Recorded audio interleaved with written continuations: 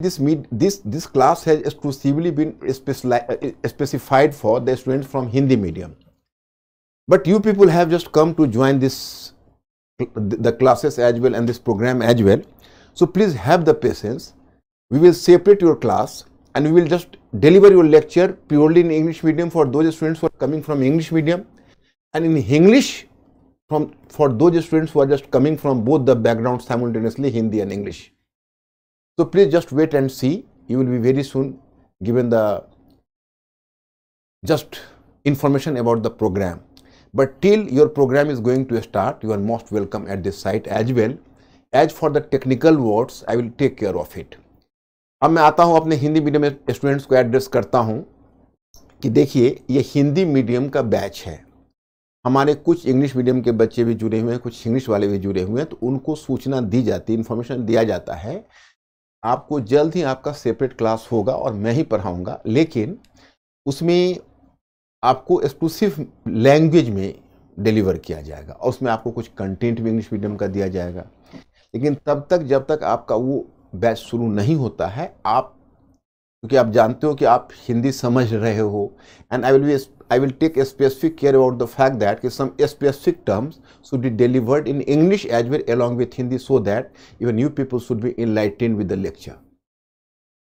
तो हम अब कल जहां हमने छोड़ा है, we have to start from today from this point. अब आप लोग पहले अपना एक्सपीरियंस बताइए। मेरा एक मुहावरा है, मैं डेली इसको रिपीट करता रहूंगा कि आप sound level is okay, everything is okay okay. तो मैं डेली आपको पूछता रहूंगा, इनलाइटन करता रहूंगा इस विषय में कि हमारा एक बहुत ही इंपॉर्टेंट फ्रेज है कि खिड़की खुलना और घूंघट हटना। तो जब खिड़की खुलेगी और घूंघट हटेगा तब चीज़ें आपको साफ और स्पष्ट नजर आएगी। लेकिन उसके लिए आपको कम से कम मुझे 2, 4, 5 क्लासेस देने होंगे, फिर क्लैरिटी आपको आ जाएगी। तो फिर एक बार हम लौटते हैं अपने मुद्दे पर।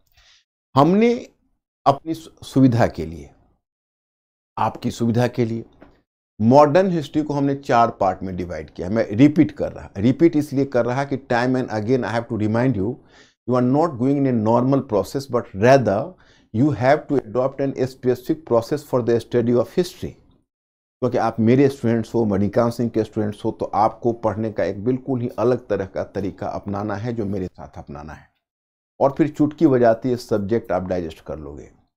देखिए, इसको हम 4 पार्ट में बांटा है। हिस्ट्री ऑफ 18th सेंचुरी, 18वीं सदी का इतिहास। फिर दूसरा स्टेज आता है उपनिवेशवाद, तीसरा राष्ट्रवाद और चौथा स्वतंत्रोत्तर भारत। 18वीं सदी के इतिहास को भी हम 2 सब पार्ट में हमने बांटा है, 18वीं सदी का पूर्वार्ध और 18वीं सदी का उत्तरार्ध।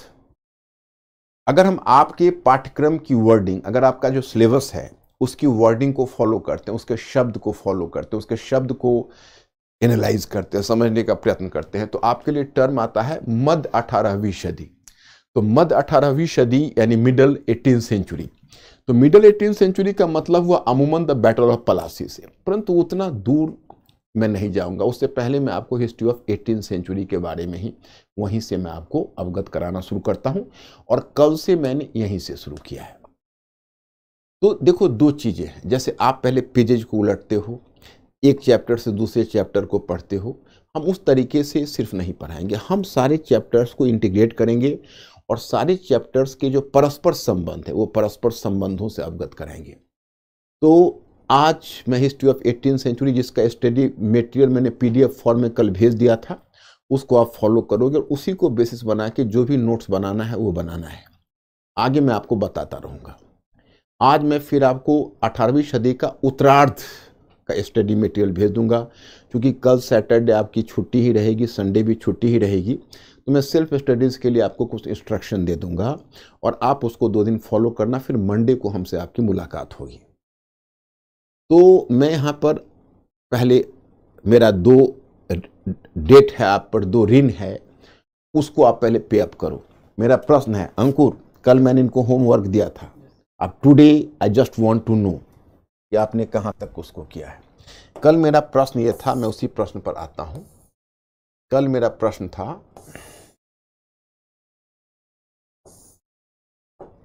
पहला, कि इतिहास में तिथियां क्यों महत्वपूर्ण है। कौन कौन मेरे प्रश्न का जवाब देगा? Just come to the site.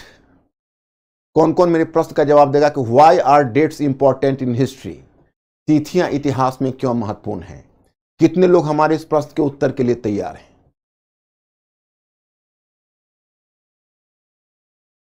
तिथियां इतिहास में क्यों महत्वपूर्ण है? Why are the dates important?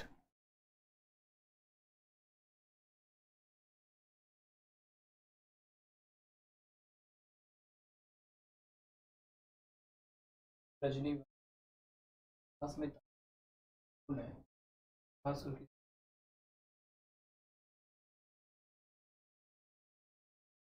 कोई बात नहीं रजनी, तुमने बहुत अच्छी शुरुआत की है। जब पहले हम राजवंश का इतिहास पढ़ते थे तो तिथियां महत्वपूर्ण थी, क्योंकि युद्ध की तारीखें महत्वपूर्ण हो जाती थी, डायनेस्टी के चेंज, राजवंश के परिवर्तन की तारीख महत्वपूर्ण हो जाती थी, किसी वॉर वगैरह, किसी बैटल या किसी युद्ध की तिथि महत्वपूर्ण हो जाती थी। लेकिन आज की तारीख में जब इतिहास का मतलब है इकोनॉमिक एंड सोशल चेंज, आर्थिक और सामाजिक रूपांतरण, तो आज की तारीख में इतिहास में तिथियां महत्वपूर्ण नहीं रह गई है। आपने जहां पढ़ा होगा वहां आपको मिला होगा कि हम अपने आसपास परिवेश को देखते हैं और उस वर्तमान के अतीत को समझने का प्रयत्न नहीं करते हैं। आपको मिला होगा हम चाय पीते हैं, क्या हम कभी सोचते हैं कि चाय कब से प्रचलन में आया, क्या समाचार पत्र कब से छपने लगे? तो here I have to inform you कि चूंकि पहले मैं आपको सूचना देना चाहता कि पहले तिथियां महत्वपूर्ण थी जब राजवंश का इतिहास था। आज जब राजवंश का इतिहास इंपॉर्टेंट नहीं रह गया, घटना प्रधान इतिहास महत्वपूर्ण नहीं रह गया, तो तिथियां उतनी महत्वपूर्ण नहीं रह गई। अब मेरी दूसरा प्रश्न है कि पुस्तक के मुख्य पृष्ठ पर हमारा अतीत की, इसको तो हमने कल ही जवाब दे दिया था, मतलब बाकी हमारे अतीत, मैंने आपको कल दूसरा एक दिया था, औपनिवेशिक से क्या तात्पर्य है। इन इंग्लिश दैट इज कि what do you mean by the term colonial? औपनिवेशिक से क्या तात्पर्य है? Why do you mean by the term colonial? Colonial से आप क्या महत्व रखते, क्या आप मीन करते हो, मतलब औपनिवेशिक से क्या तात्पर्य है?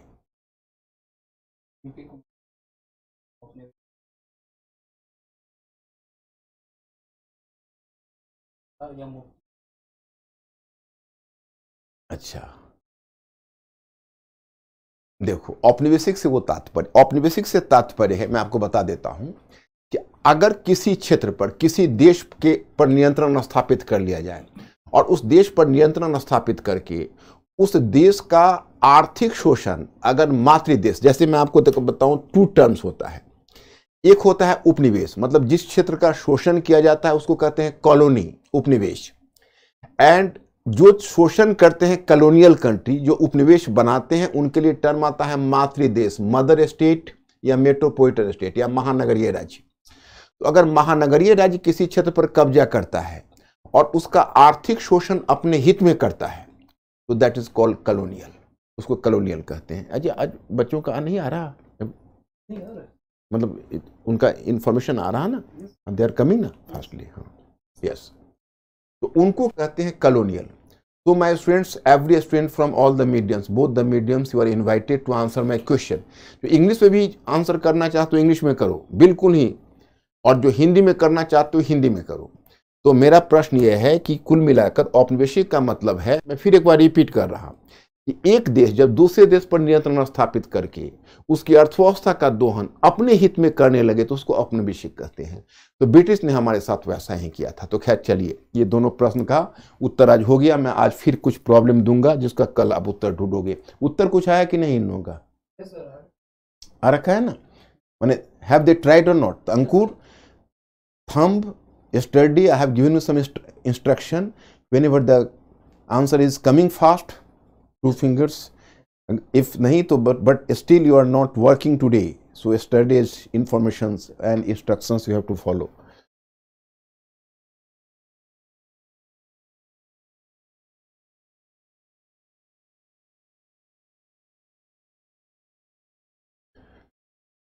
अब चलिए, अब हम आपको ले चलते हैं टॉपिक के ऊपर। कल आपने देखा 18वीं सदी का पूर्वार्ध, first half of 18th century, इस पर चर्चा करनी है। इस पर चर्चा ये करनी है कि मुगल साम्राज्य का विघटन हो चुका है और मुगल साम्राज्य के विघटन के पश्चात इतने सारे मुद्दे हम लोगों को करने हैं कि मुगल साम्राज्य का पतन तथा क्षेत्रीय राज्यों की स्थापना, मतलब decline of Mughal empire and the rise of regional states. फिर मराठे मुगल साम्राज्य को विस्थापित करने में क्यों विफल है, why did Marathas fail to replace the Mughal empire.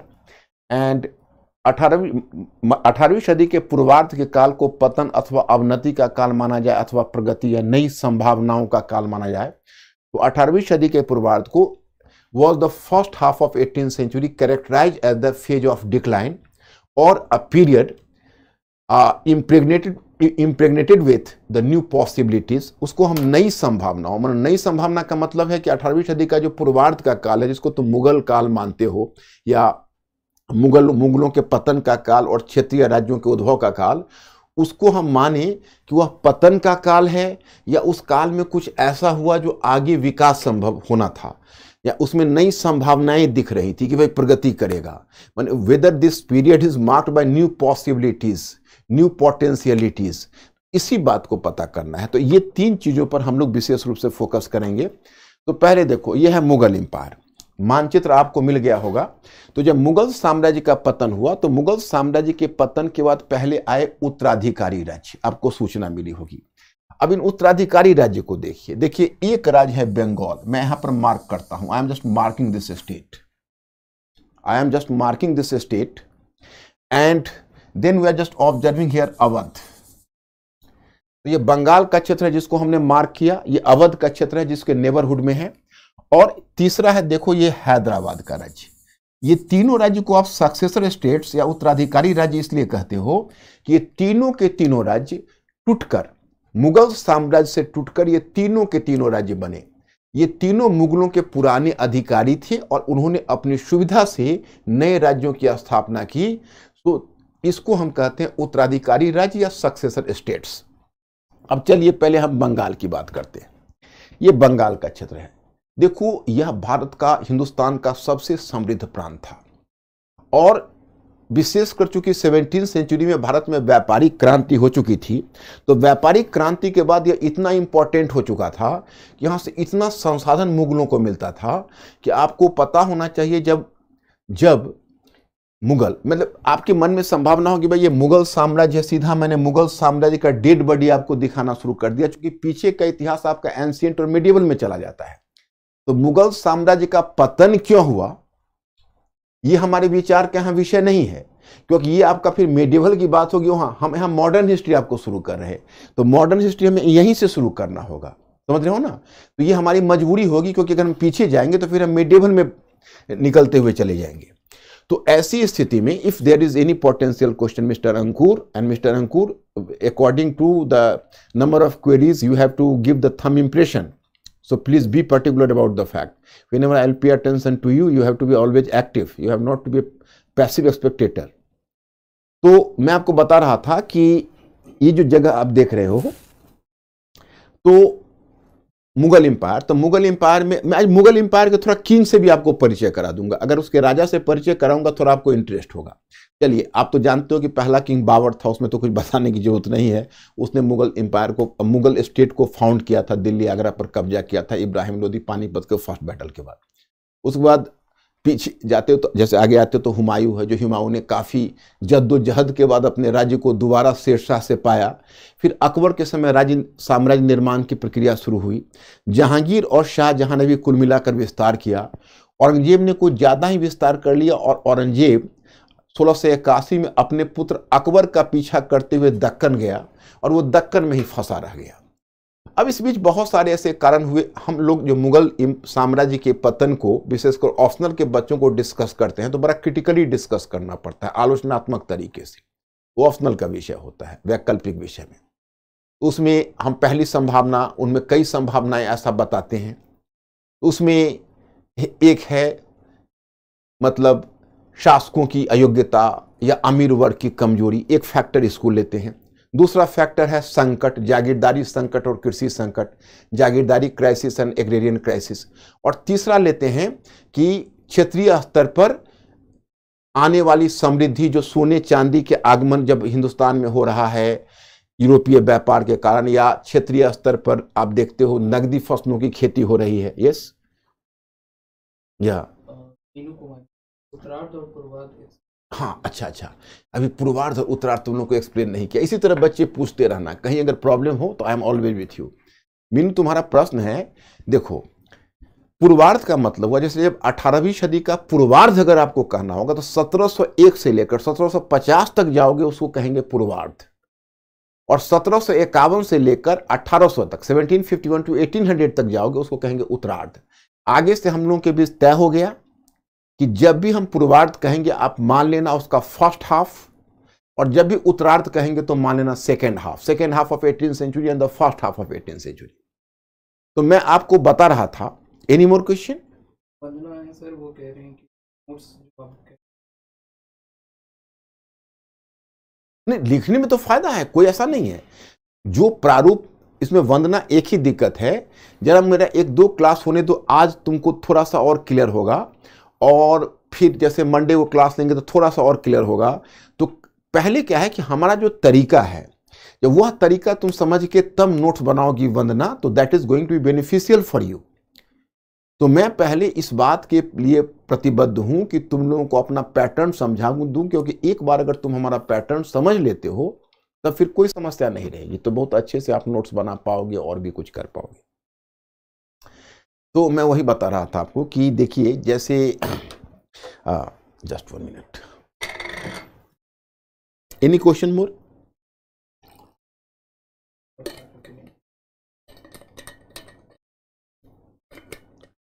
They are replying my question? नहीं, वो मेरे क्वेश्चन को रिप्लाई करते हैं ना। Yes yes. तो मैं आपको बता रहा था कि तो तीसरा है कि भाई उस काल में यूरोपीय व्यापार हो रहा था, नकदी फसलों की खेती हो रही थी, तो क्षेत्रीय स्तर पर समृद्धि आ रही थी। तो कुछ एक ऐसे सूबेदार थे जो प्रांतों में थे, जो सोचते थे कि चलो हम स्वतंत्र हो जाते हैं मुगल साम्राज्य से, तो ये पूरा का पूरा जो संसाधन है वो मेरा होगा।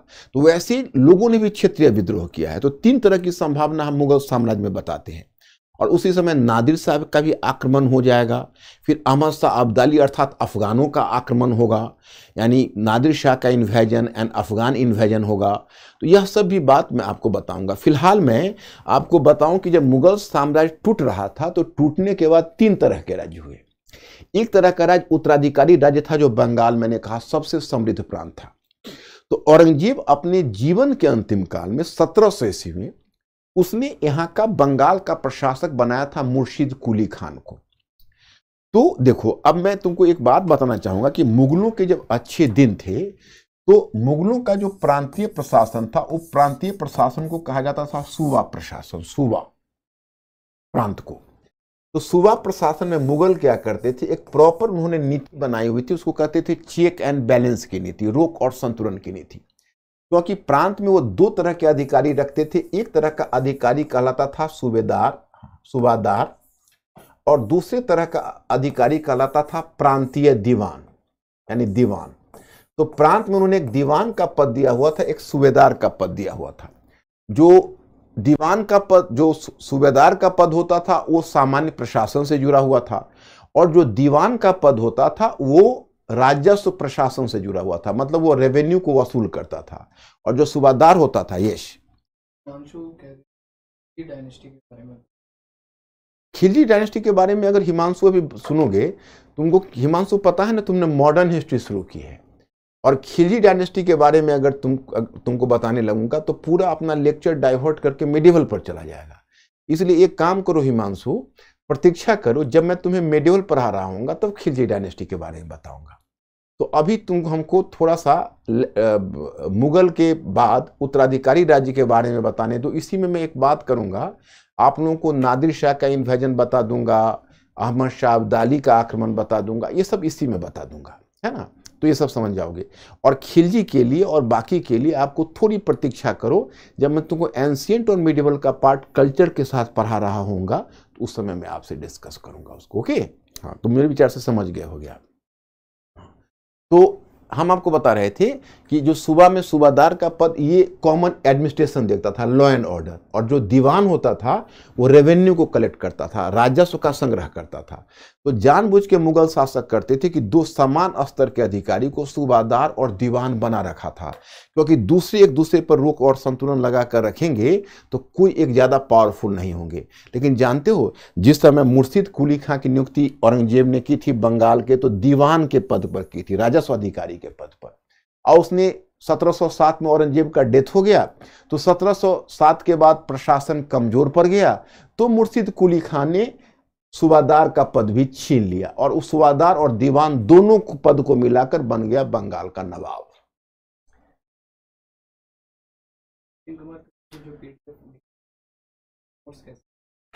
जिस पैटर्न पर सचिन पीडीएफ है उसी पैटर्न पर नोट्स बनाना है। लेकिन सचिन थोड़ी तुम प्रतीक्षा करो, नोट्स बनाने की आतुरता अभी मत दिखाओ, मैं 2-3 दिन के बाद तुम्हें खुद ही बता दूंगा।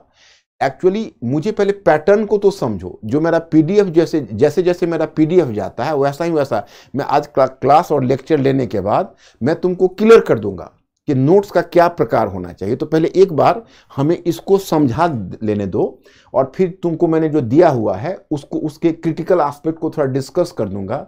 फिर मैं बताऊंगा कि कैसे नोट्स बनाया जाए। फिर आज मैं तुमको 18वीं सदी का उत्तरार्ध भेज दूंगा। उस उत्तरार्ध वाले टॉपिक को देखोगे, मतलब second half of 18th century, तो उसमें आपको यूरोपीय कंपनी का विस्तार, विकास, ये सब होगा। तो तुमको नोट्स उसी के पैटर्न पर, उसी मॉडल पर तुमको नोट्स बनाना चाहिए, जो मैं यहाँ से पीडीएफ के फॉर्म में भेजता हूँ, वही पैटर्न पर। हाँ, आराधना पूछ क्या सुबह मतलब सुबह, सुबह कहते हैं प्रोविंस को। सुबह इज द प्रोविंस, प्रोविंस का मतलब प्रांत। जो प्रांत देखते हो ना उसी को सुबह बोलते हैं। तो मुगल काल में जो प्रांत होता था, उस प्रांत को जो मुगल शासक थे वो सूबा नाम दिया हुआ था। जैसे अकबर ने सूबा प्रशासन शुरू किया, उसने कुल अपने साम्राज्य को 12 प्रांतों में बांटा था, तो 12 सूबा कहलाया। फिर उस सूबा की संख्या, प्रोविंस की संख्या बढ़ती गई, जहांगीर के समय बढ़ गई, फिर शाहजहां के समय बढ़ गई, उसी को सूबा बोलते हैं। तो मैं आपको बताया कि मुर्शिद कुली खां 1727 से लेकर और 1717 से लेकर 27 तक शासक हुआ। फिर मुर्शिद कुली खान का डेथ हो गया, उसकी मृत्यु हो गई। उसका कोई बेटा नहीं था, तो उसका दामाद शुजाउद्दीन बना उसका उत्तराधिकारी।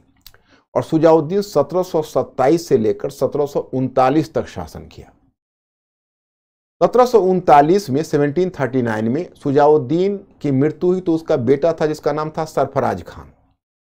और जो सरफराज खान था, वो सरफराज खान ने 1 वर्ष तक शासन किया, 1739 से लेकर 1740 में। और 1740 में सरफराज खान का उत्तराधिकारी, मतलब सरफराज खान का उत्तराधिकारी क्या 1 वर्ष ही बेचारा शासन कर सका, तो उसका एक बहुत ही एम्बिशस, महत्वाकांक्षी वह होता है जो बहुत ऊंचा उठना चाहता है। तो वैसा ही उसका एक सेनापति था जिसका नाम था अलीवर्दी खान। तो 1740 में 1740 में उसने शुजाउद्दीन को मार डाला, उसको गद्दी से हटा दिया और वो बन गया बंगाल का नवाब। तो आगे हम कहानी बताएंगे अलीवर्दी खान की और उसके उत्तराधिकारी सिराजुद्दौला की, जो पलासी के युद्ध से जुड़ेगा। तो ये हुआ बंगाल का। ये देखो, ये जो क्षेत्र आप देखते हो यह है अवध। अवध, तो अवध की कहानी से पहले एक छोटी सी कहानी जुड़ी हुई है, वो कहानी मैं आपको बता दूं वो कहानी कैसे है। तो चलिए पहले अवध के बारे में बताता हूं। ये जैसे 1722 में अवध का सूबेदार के पद पर नियुक्त हुआ था, सूबेदार के पद पर, जिसका नाम था सादत खान। उसका नाम, जैसे इसका नाम मुर्शिद कुली खान, आपको मैंने मटेरियल तो भेज ही दिया है।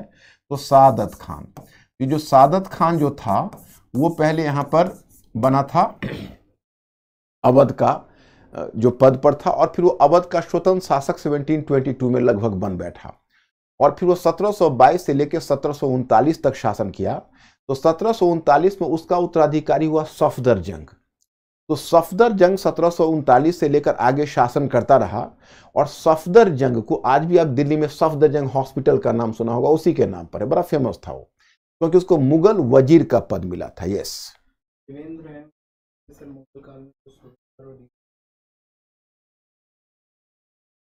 देखो सूबादार के पास ज्यादा शक्ति होगी, क्योंकि सूबादार जो होता था वो प्रशासन देखता था, और जो दीवान होता था वो राजस्व अधिकारी होता था।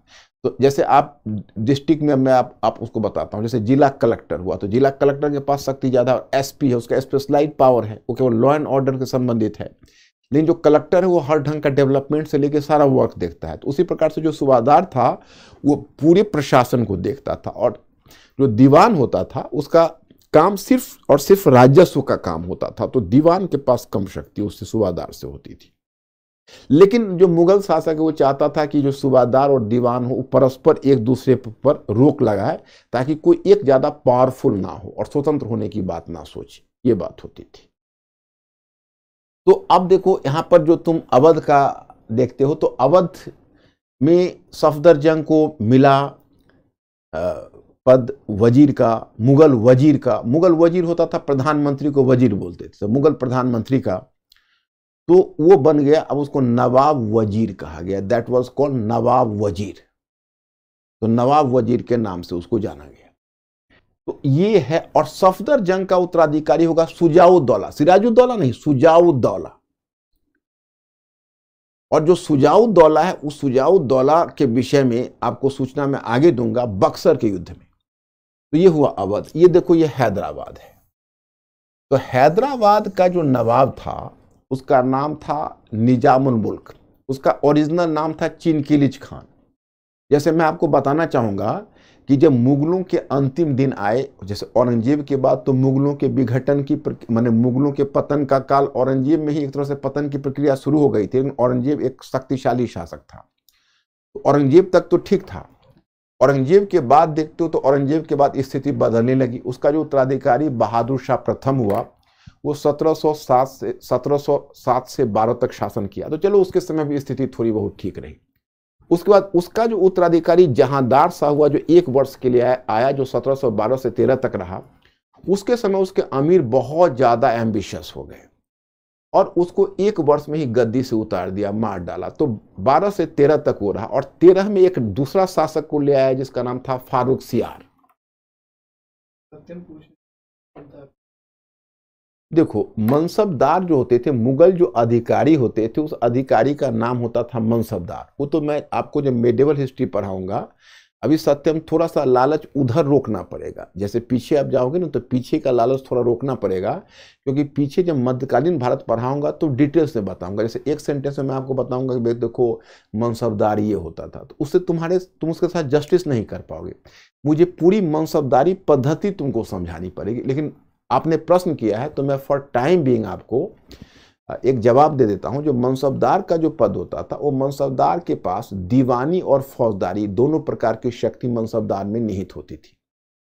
मतलब एक तरह से समझो तो मनसबदार में पुलिस पावर भी होता, मनसबदार में आर्मी यानी मिलिट्री पावर भी होता था, और उसमें प्रशासन की भी शक्ति होती थी। मतलब एक अमीर कहते थे एक कुलीन को, तो एक कुलीन को अधिकारी का पद देते थे, एक मनसब देते थे, और एक ही साथ उनको जात रैंक देते थे और सवार रैंक देते थे।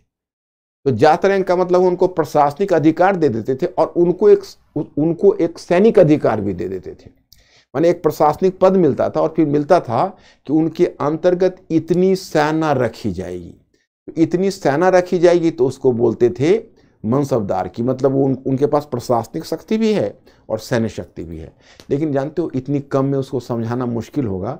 वो जब मेडिवल, अभी मैं मॉडर्न हिस्ट्री की तरफ बढ़ना चाह रहा हूँ, मुगल से परिचय करा के मॉडर्न हिस्ट्री की तरफ बढ़ना चाह रहा हूँ। तो पीछे की तरफ प्रश्न करोगे ना, तो हम लोग को उल्टा लौटना पड़ेगा। तो आप लोग सोच लो, तो फिर आप लोगों का क्लास खुद ही बिखरने लगेगा। इसलिए थोड़ा सा ध्यान रखना इस बात का। हाँ, क्या करें और कुछ? अमीर कहते थे उनके जो मुगलों के जो कुलीन, जैसे आपके यहाँ कुलीन होता है ना, जो बच्चे जैसे उनके जो अधिकारी होते थे, जिनको प्रशासनिक पद देते थे, वो उनको अमीर बोलते थे। अमीर शब्द फारसी शब्द है, उनके लिए अमीर शब्द का उपयोग करते थे।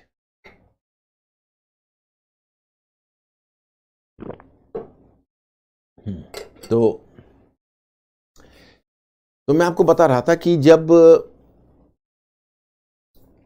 इस तरह की चीजें जब आप देखते हो, तो मैं आपको बता रहा था कि अब वहां पर क्या है कि जहांदार शाह आया, उसके बाद फारूक सियार आया। फारूक सियार 1719 तक रहा। 1719 में उसका उत्तराधिकारी हुआ मोहम्मद शाह रंगीला कहलाया। तो 1900 लेकर 48 तक वो रहा। अब उसके बाद फिर मैं आपको नोट डाउन करवा दूंगा उसको, मतलब वो आगे मुगल बादशाह के बारे में बता दूंगा तुमको, उसमें दिक्कत नहीं होगी। उसके बाद उसका उत्तराधिकारी हुआ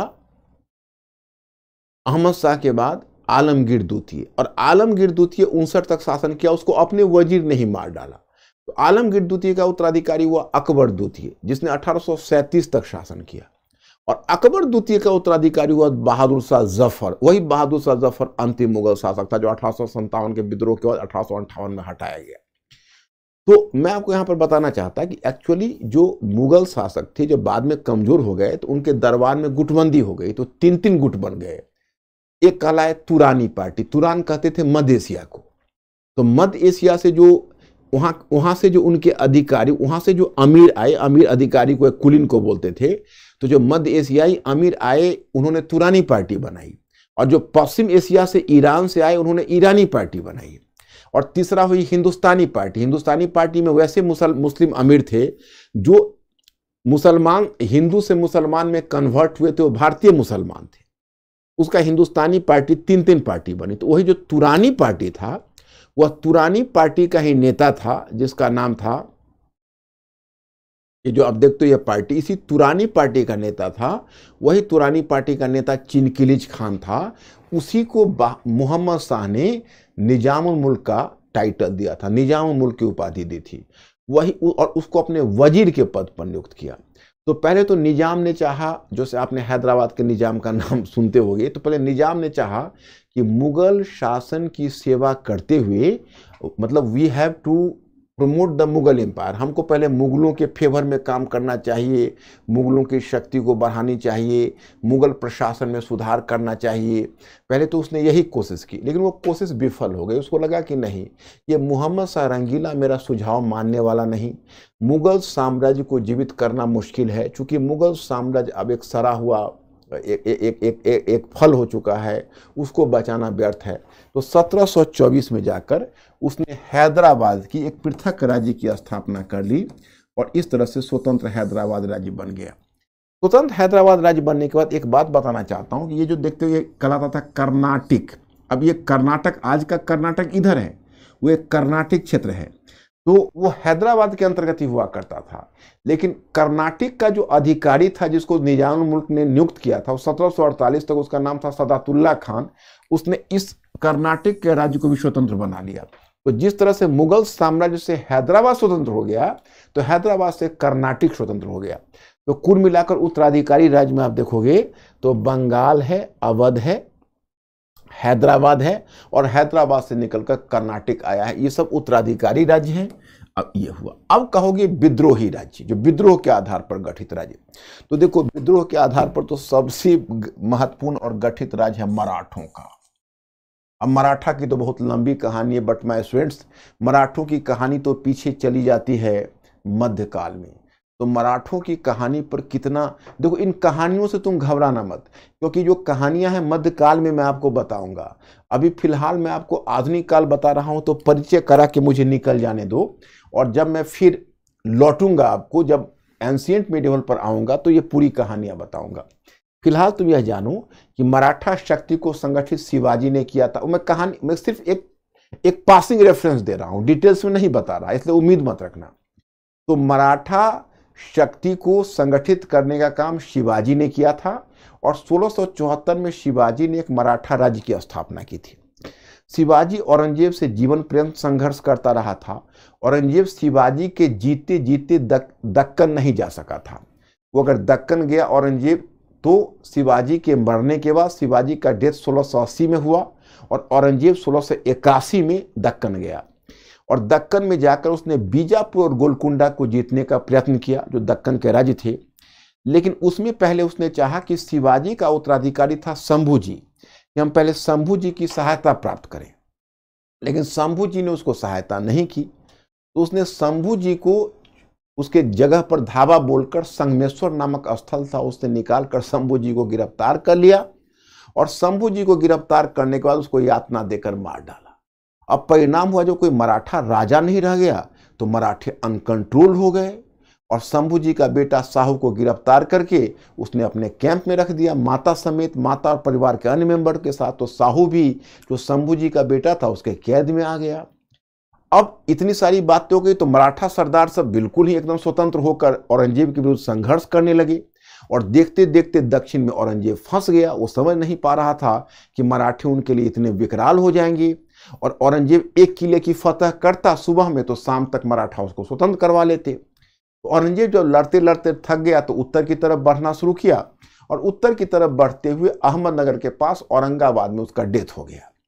उसके डेथ के बाद फिर मराठा शक्ति जीत चुकी, क्योंकि जो साहू है वो शाहू, फिर मराठा शक्ति जब साहू जब जीत, मतलब एक तरह से साहू औरंगजेब की मृत्यु के बाद औरंगजेब का उत्तराधिकारी बहादुर शाह ने उसको स्वतंत्र कर दिया, बहादुर शाह प्रथम ने। हालांकि बहादुर शाह प्रथम ने अपने स्वार्थ के लिए स्वतंत्र किया था, लेकिन खैर स्वतंत्र कर दिया।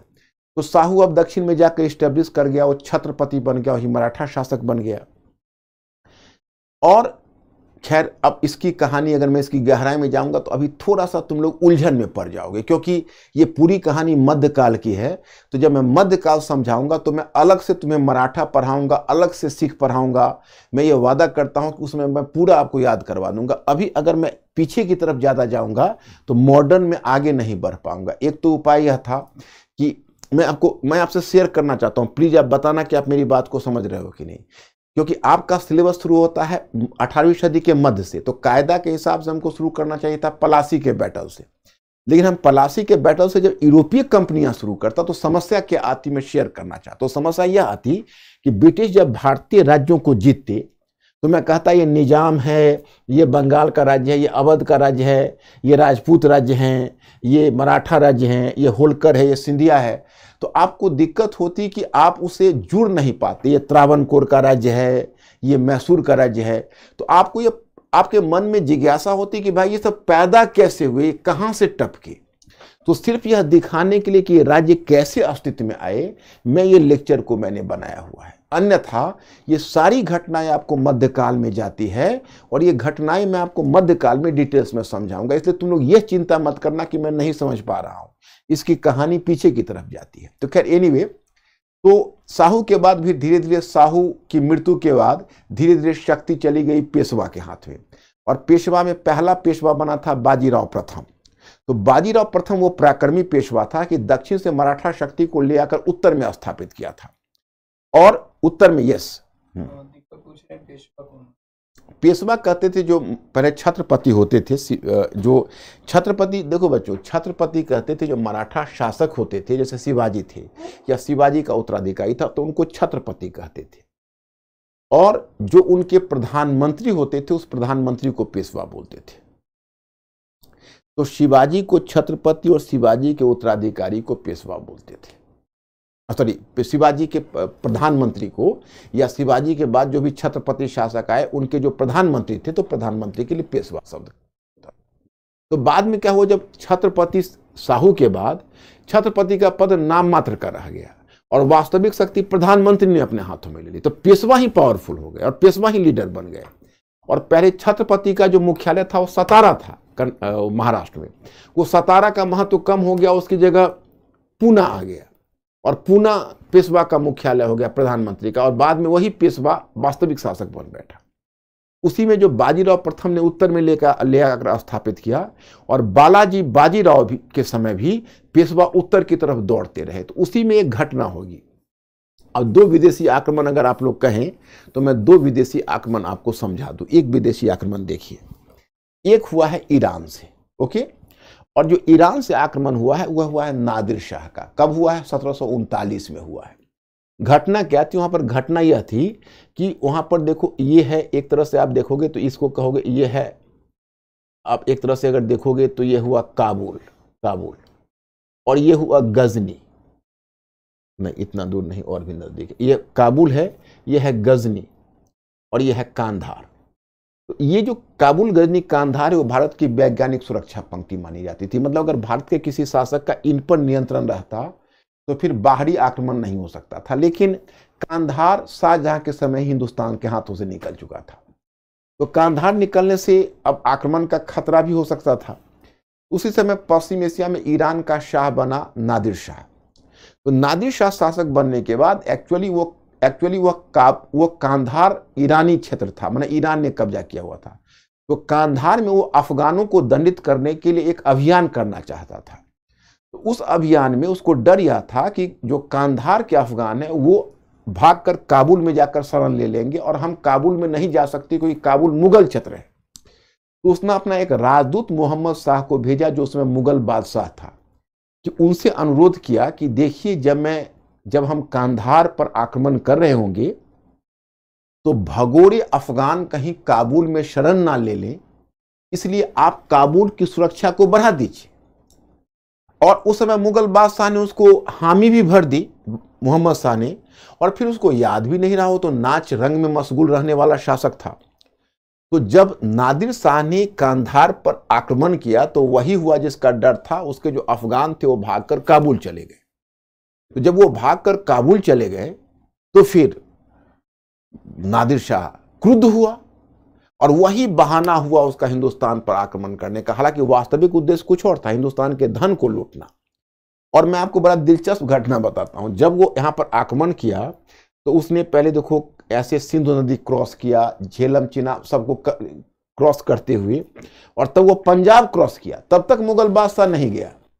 और जब वो हरियाणा क्रॉस करके करनाल पहुंचा जो दिल्ली के पास है, तब मुगल सेना पहुंची करनाल में उसका सामना करने के लिए। तो बैटल ऑफ करनाल हुआ 1739 में, करनाल का युद्ध। और करनाल के युद्ध में नादिर शाह ने पराजित कर दिया मोहम्मद शाह रंगीला को। और उस समय हालांकि हैदराबाद में निजामुल मुल्क अपना राज्य बना चुका था, लेकिन टेक्निकली तो मुगल साम्राज्य के अंतर्गत था। तो जब मुगल बादशाह को जिस समय विपत्ति होती थी तो अपना बाकी अमीरों को भी बुलाता था। तो सादत खान को भी अवध से बुलाया, निजामुल मुल्क को हैदराबाद से बुलाया कि आइए नादिर शाह का मुकाबला करने। लोग गए, ये सब भी हार गए। तो उस नादिर शाह ने क्या किया कि मुगल बादशाह को गिरफ्तार कर लिया। तो गिरफ्तार कर लिया तो मुगल बादशाह से वार्ता करने, क्योंकि सबसे योग्य अधिकारी को मुगल बादशाह को गिरफ्तार कर लिया तो नादिर शाह से कौन वार्ता करे और कौन मुगल बादशाह को छुड़वाए, यह काम दिया गया निजाम को, निजामुल मुल्क को। तो निजामुल मुल्क यहां से गया और बहुत कुशल कूटनीतिज्ञ था। तो निजामुल मुल्क देखो कितनी चालाकी से नादिर शाह को मना लिया। नादिर शाह को कहा कि देख जहांपना, आप यहां से दिल्ली जाना चाहते हैं, दिल्ली में कुछ नहीं है, दिल्ली में पूरा खजाना खाली है। मुगल बादशाह व्यवहार में एक तरह से बैंकरप्ट हो चुका है। मतलब बैंकरप्ट मतलब वह एक तरह से मुगल बादशाह के पास अब कुछ नहीं रह गया, वह दिवालिया हो चुका है और वह कर्ज पर मुगल राज्य चल रहा। इसलिए बेहतर है कि आप 50 लाख खजाना लेकर लौट जाइए। वही 50 लाख हम अभी नहीं दे पाएंगे, अभी हम आपको 20 लाख देंगे। 10 लाख जब आप पंजाब क्रॉस कर रहे होंगे तब देंगे, जब आप सिंध नदी पार कर जाएंगे तो 10 लाख और देंगे, और 10 लाख आपको ईरान में भिजवाएंगे। अब 50 लाख का डील भी किस्तों में, इस पर उसने तैयार कर लिया। नादिर शाह तैयार भी हो गया। अब देखो मुगल जो अमीर थे, अधिकारी थे, उनमें कितनी राइवलरी थी, कितना आपस में प्रतिस्पर्धा थी कि जिसी समय अब निजामुल मुल्क को सफलता मिलती तो यह बात सादत खान को चुभ गई। सादत खान को लगा कि अगर यह सफल हो गया तो कल को जो मुख्य अधिकारी का पद, मीर बख्शी का पद, इसे मिल जाएगा और काफी वाहवाही इसको मिलेगी और हम तो रह जाएंगे। तो इस कंपटीशन में, इस प्रतिस्पर्धा के कारण सादत खान ने नादिर शाह को चुपके से कह डाला, अरे आप 50 लाख रुपए में खुश हो रहे हैं, चलिए दिल्ली कम से कम 2 करोड़ दिलवाएंगे। अब नादिर शाह को इतना इनविटेशन मिलना था, वो पूरे लश्कर के साथ दिल्ली चल दिया। जब दिल्ली पहुंचा तो वास्तव में जब खजाना खुलवाया तो खजाना खाली था। अब नादिर शाह ने पब्लिकली सादत खान को कहा कि आप 2 करोड़ रुपए का बंदोबस्त करिए, नहीं तो मैं आपकी खाल खिंचवा लूंगा। हाँ, अब देखो सबसे बड़ी बात यह हुई कि नादिर शाह क्रुद्ध हुआ सादत खान पर, तो एक चीज है। उससे भी बड़ी बात यह हुई कि यह सबके सामने बात लीक हो गई कि नादिर शाह को बुलाकर लाने वाला कोई और नहीं, सादत खान ही था। तो सादत खान की इतनी बेइज्जती हुई, उसमें इतनी बेइज्जती हुई कि सादत खान ने आत्महत्या कर ली। उस इंसल्ट को बर्दाश्त नहीं कर पाया।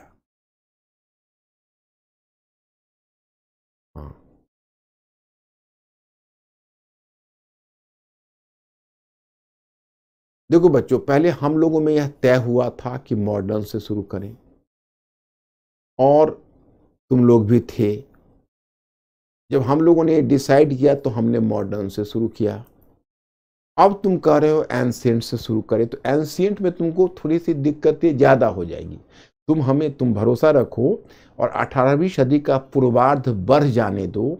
जब 18वीं सदी का पूर्वार्ध जब हो जाएगा और जब प्लासी का बैटल और यूरोप वगैरह पर हम आ जाएंगे, तो आपको ज़्यादा सहूलियत या सुविधा होने लगेगी। आप चिंता मत करो, धीरे धीरे यहीं से आप समझना शुरू कर दोगे, क्योंकि मॉडर्न बिल्कुल यहाँ से अलग है। ये तो कहानी मुझे, चूंकि नादिर शाह का बाकी चीज़ों को मैं बता देना चाहता हूँ, और उसके बाद मैं तुम लोगों को हल्का सा परिचय करके कैसे क्वेश्चन लिखा जाता है, कैसे क्या किया जाता है, यह मैं बता दूंगा। तो अगर आप एंशिएंट से अगर कहोगे शुरू करने के लिए, तो आपका पूरा पला, जैसे आप याद करो कि हम और खान साहब जब खड़े हुए थे तो पहले हमने चॉइस पूछा था आपसे कि 3 चॉइस है। वर्ल्ड हिस्ट्री से कहो तो शुरू करता हूँ, मॉडर्न हिस्ट्री से शुरू करता हूँ। तो अब तो मॉडर्न पर मैं तुम लोगों का पीडीएफ भी बनवाना शुरू कर दिया है।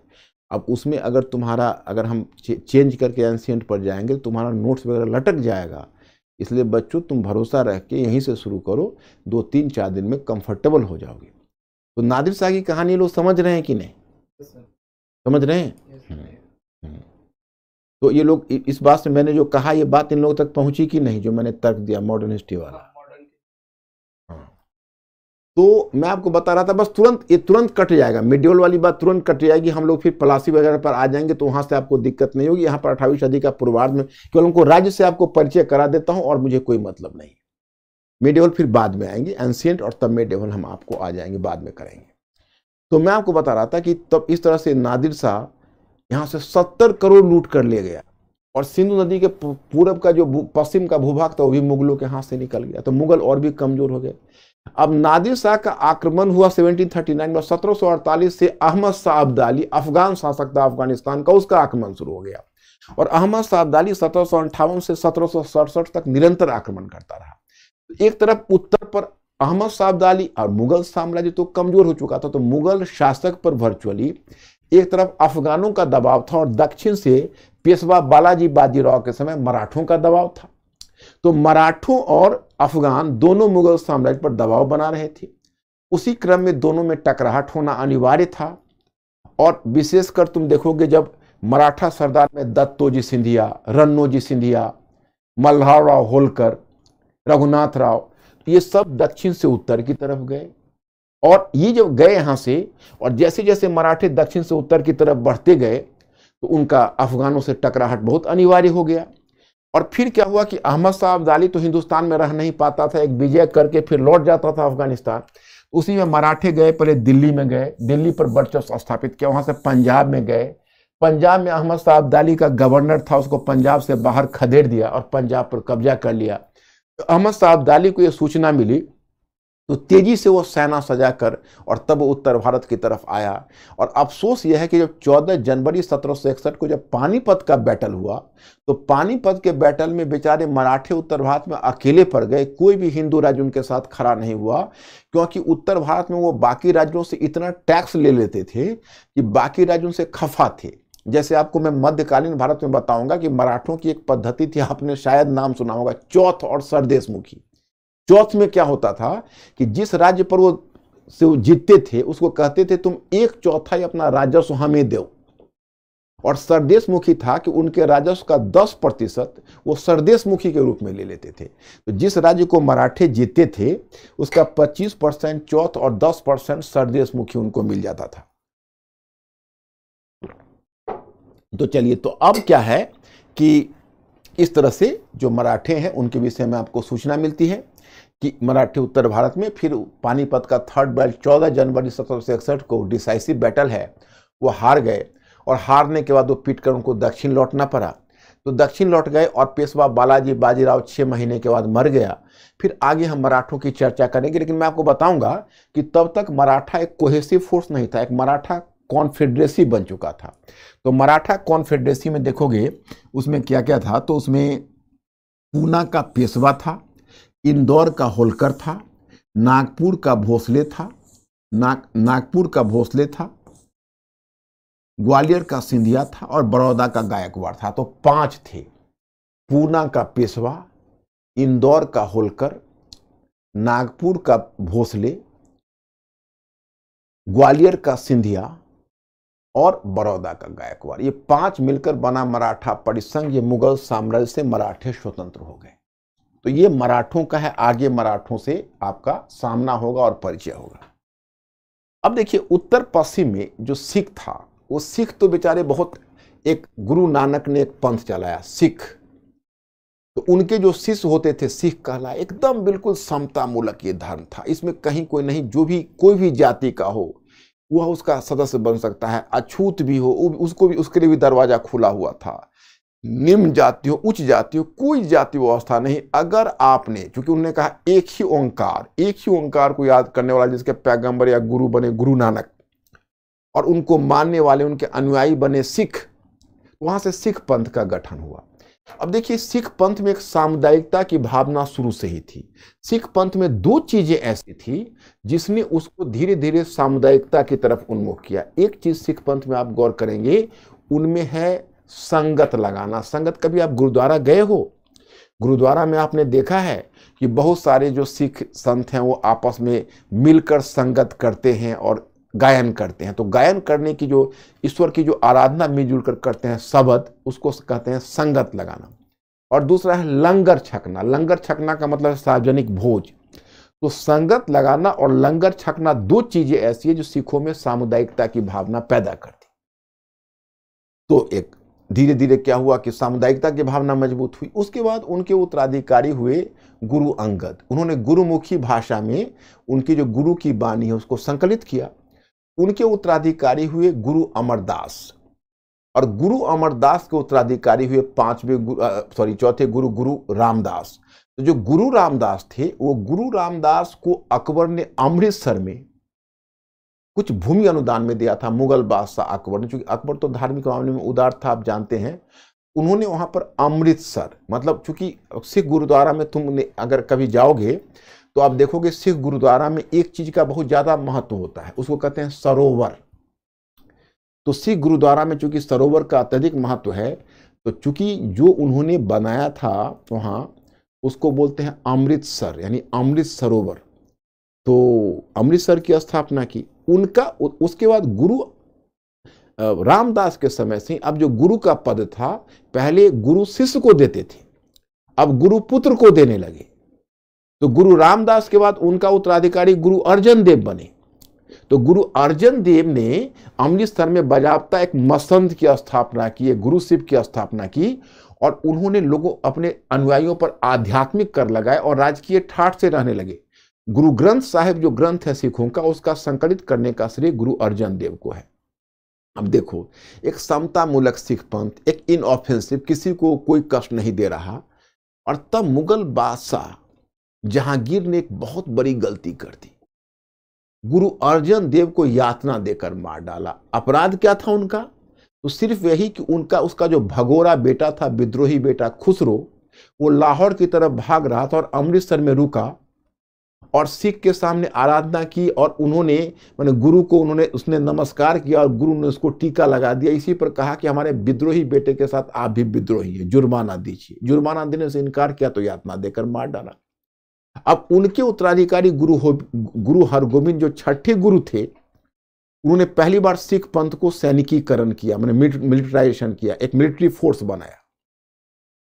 वो भी बहुत समय तक जहांगीर खान जेल में कैद रहे।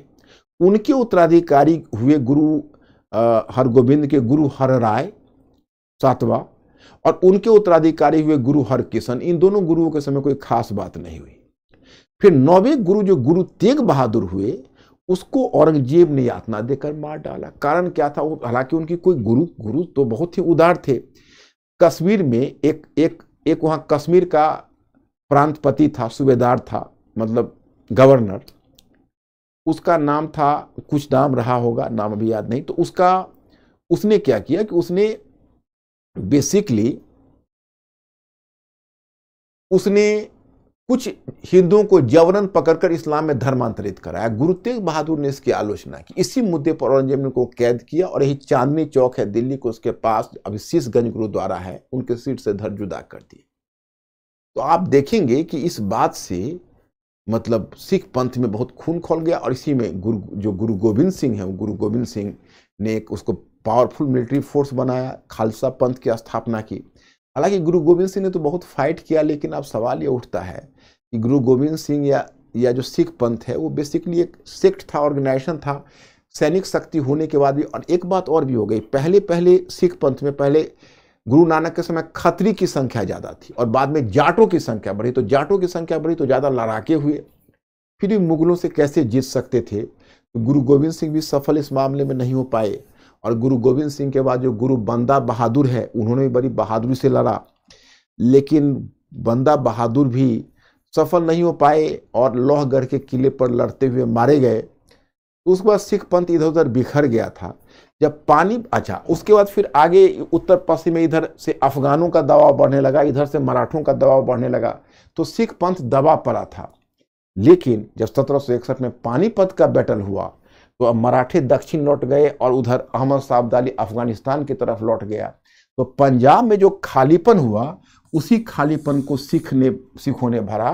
और 1764 में 1764 में अमृतसर में कुछ गणमान्य सिख नेता एकत्रित हुए। उन्होंने नारा दिया, वाहे गुरु की खालसा, वाहे गुरु की फतह, और उन्होंने एक पृथक सिख राज्य की स्थापना कर दी 1764 में। इस तरह से अब एक सिख राज्य भी अस्तित्व में आ गया, विद्रोही राज्य। हाँ, यस।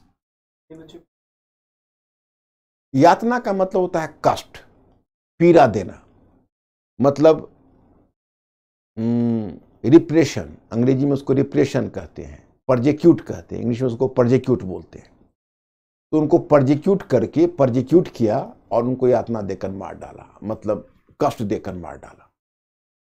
तो ये जो तुम जगह देखते हो, तो इस तरह से सिख राज्य की स्थापना। फिर मैं एक बार रिवाइज कर दूंगा कौन कौन से राज्य बने। अब इसके बाद तब आता है विद्रोही राज्य में जाट राज्य। तो जाट राज्य में जो जाट थे वो बेसिकली जमींदार थे, किसानों के असंतोष से उन्होंने लाभ उठाया था।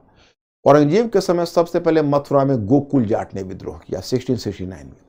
उस विद्रोह को औरंगजेब मुश्किल से दबाया तो राजा राम जाट ने विद्रोह किया। राजा राम जाट का विद्रोह तो देख के तुम दंग रह जाओगे। जब मुगल साम्राज्य उतना बड़ा था और औरंगजेब जैसा एग्रेसिव किंग था, उसके बाद भी जाट शासक राजा राम ने, जो जाट जमींदार था, शासक नहीं सॉरी, जाट जमींदार था राजा राम, वो हमला कर दिया अकबर के मकबरा सिकंदरा पर। सिकंदरा आगरा के पास है, बस हाईवेज के पास। तो वहां पर हमला करके अकबर के कब्र को खोद दिया था। इतना मतलब उन्होंने एग्रेसिव स्टेप उठाया। तो खैर उसको भी औरंगजेब ने दबा दिया। तो आगे तुम देखोगे चूड़ामन और बदन सिंह, ये चूड़ामन और बदन सिंह, ये दो इस तरह के जाट जमींदार हुए। और वही चूड़ामन और बदन सिंह ने, पहले चूड़ामन उसमें जाट ने किया, फिर बदन सिंह, इन दोनों ने आगे पीछे, और इन्होंने एक पृथक जाट राज्य की स्थापना कर दी दिल्ली, आगरा और मथुरा के पास। तो जाट राज्य एक विद्रोही राज्य के रूप में हो गया। अफगान सब थे जो मुगलों की सेवा में इधर उधर रहते थे पहले, फिर बाद में स्वतंत्र हो गए थे। उसी में एक विद्रोही अफगान सरदार था जिसका नाम था अली मोहम्मद खान। वो अली मोहम्मद खान ने अफगान राज्य की स्थापना की। और उस यहाँ पर तुम देखोगे अवध के उत्तर में एक रुहेल खंड है, वहाँ पर रुहेला अफगान थे। तो रुहेला अफगान ने वहाँ पर एक अली मर्दान खान, वहाँ पर एक स्वतंत्र रुहेला राज्य की स्थापना कर दी। इस प्रकार से ये सब विद्रोही राज्य है। रुहेला राज्य विद्रोही राज्य है, सिख राज्य विद्रोही राज्य है, मराठा राज्य विद्रोही राज्य है, और जाट राज्य विद्रोही राज्य है। उसके बाद तीसरी श्रेणी में बच्चों आपको मिला होगा, आपने मेरा PDF पढ़ा होगा, मुगल साम्राज्य की परिधि से बाहर के राज्य। तो मुगल साम्राज्य से परिधि के बाहर के राज्य से क्या मतलब है, मैं आपको बताना चाहता हूं। मतलब कुछ राज्य ऐसे हैं जो कभी मुगल साम्राज्य के अंदर नहीं रहे थे, मतलब वो मुगल साम्राज्य से बाहर ही बाहर पनपे। जैसे देखो ये देखो, ये है मैसूर का राज्य। तो क्या मैसूर का राज्य कभी मुगल साम्राज्य का हिस्सा रहा था? नहीं। तो मैसूर का राज्य, जिसमें आपने देखेंगे कि हैदर अली और टीपू सुल्तान ने एक स्वतंत्र, जो आगे मैं हैदर अली और टीपू सुल्तान से परिचय कराऊंगा, जो मैसूर का राज्य वो हैदर अली के अंतर्गत एक शक्तिशाली और स्वतंत्र राज्य के रूप में स्थापित हुआ। तो हैदर अली ने किससे सत्ता छीनी थी? उसने सत्ता छीनी थी ओडियार वंश से। ओडियार वंश कौन था? तो विजयनगर साम्राज्य का उत्तराधिकारी था। जैसे विजयनगर का ही एक राजवंश था जिसका नाम था ओडियार वंश, उसका शासक था चिक्का कृष्ण राज। तो यहां पर तुम देखोगे कि हैदर अली ने उसी से सत्ता छीनी और उसका उत्तराधिकारी टीपू सुल्तान हुआ। तो ये मुगल साम्राज्य की परिधि से बाहर का राज्य है। फिर देखो ये त्रावणकोर का राज्य है, त्रावणकोर एकदम केरला में सबसे साउदर्न टिप पर। यह त्रावणकोर के राज्य में आपने मार्तंड वर्मा का नाम सुना होगा, यही आगे चलकर जटों को, भारत में डचों को पराजित करके भगाया है, यही मार्तंड वर्मा। तो ये मार्तंड वर्मा का राज्य, इसने स्वतंत्र त्रावणकोर के राज्य बना। ये देखो कालीकट है, कालीकट में वास्को डी गामा उतरा था, यहां पर जमुरी ने एक स्वतंत्र राज्य की स्थापना की। ये जो राजपूत राज्य है ये सेमी ऑटोनोमस हमेशा रहे, तो ये भी मुगल साम्राज्य की परिधि से व्यवहार में। लेकिन ये जो दक्षिण के राज्य मैंने जितने बताए ये मुगल साम्राज्य की परिधि से बाहर के राज्य रहे। तो चलिए अब हम आपको रिमाइंड करते हैं। देखिए आपने जो अपने इसमें देखा मुगल साम्राज्य के विघटन के पश्चात अनेक क्षेत्रीय राज्य स्थापित हुए। इन्हें निम्नलिखित उपसमूह में बांटकर देख सकते हैं। एक उत्तराधिकारी राज्य, उत्तराधिकारी में आपने बंगाल पढ़ा, और बंगाल के बाद आपने अवध, हैदराबाद। फिर आपने देखा विद्रोही राज्य, इसमें सिख राज्य, सिख राज्य के बाद आपने पढ़ा होगा मराठा राज्य, और मराठा राज्य के बाद आपने पढ़ा होगा जाट राज्य, और फिर अफगान राज्य। मुगल साम्राज्य की परिधि के बाहर के राज्य में आपने पढ़ा होगा, मुगल साम्राज्य की परिधि से बाहर के राज्य में आपने पढ़ा होगा मैसूर का राज्य, कालीकट का राज्य, त्रावणकोर। माने परिधि मतलब पेरिफ्री, मतलब those states which existed outside of the periphery of the Mughal Empire. Here you can find the name of Jat Raj, Calicut, Travancore. They existed outside the periphery of Mughal Empire. तो ये राज्य उसके बाहर के राज्य। अब मैं फिर एक बार आपको रिमाइंड कर रहा हूं, मुगल साम्राज्य का डेड बॉडी रखा हुआ है। मुगल साम्राज्य के डेथ के बाद 18वीं सदी के पूर्वार्ध में, first half of 18th century में 3 तरह के राज्य आए। एक तरह के राज्य हैं जो सक्सेसर स्टेट्स या उत्तराधिकारी राज्य है, दूसरा है रेबेल स्टेट्स या विद्रोही राज्य है, और तीसरा वह राज्य है जो मुगल साम्राज्य की परिधि से बाहर रहा था। इसमें नाम आप याद कर लीजिए, सक्सेसर स्टेट्स में आपको बंगाल, अवध और हैदराबाद याद हो गया। विद्रोही राज्य में आपको मराठा, सिख, जाट और अफगान याद हो गया, 4, 3, 7। और आपने मुगल साम्राज्य की परिधि से बाहर में मैसूर, कालीकट और त्रावणकोर, मतलब ये 3 राज्य। तो ये 3 राज्य याद हो गया। तो टोटल कितने, 10 राज्य का नाम आपको याद करने के लिए मैंने कहा है, 10 राज्य याद हो गया होगा। फिर एक बार रिपीट करता हूं, रिपीट, बंगाल, अवध, हैदराबाद उत्तराधिकारी राज्य,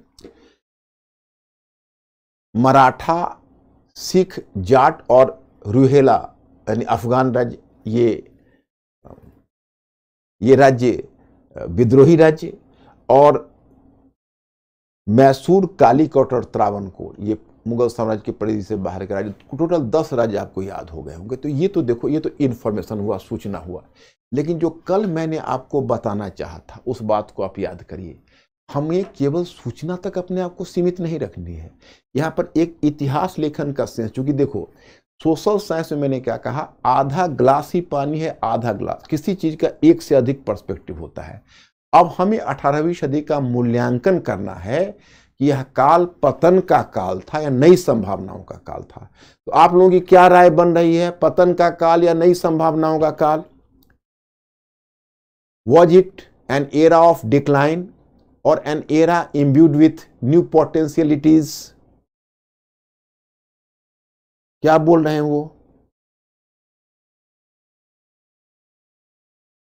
अब मैं इसका मूल्यांकन के लिए चल रहा हूं, आप लोग मूल्यांकन पर नजर डालिए और बताइए कि किस तरह से इसका मूल्यांकन करें। इसको पतन का काल माने या नई संभावनाओं से परिपूर्ण काल माने, whether it was an era of decline और it was marked by the new potentialities. What do you view? पतन का काल और कुछ बोथ भी।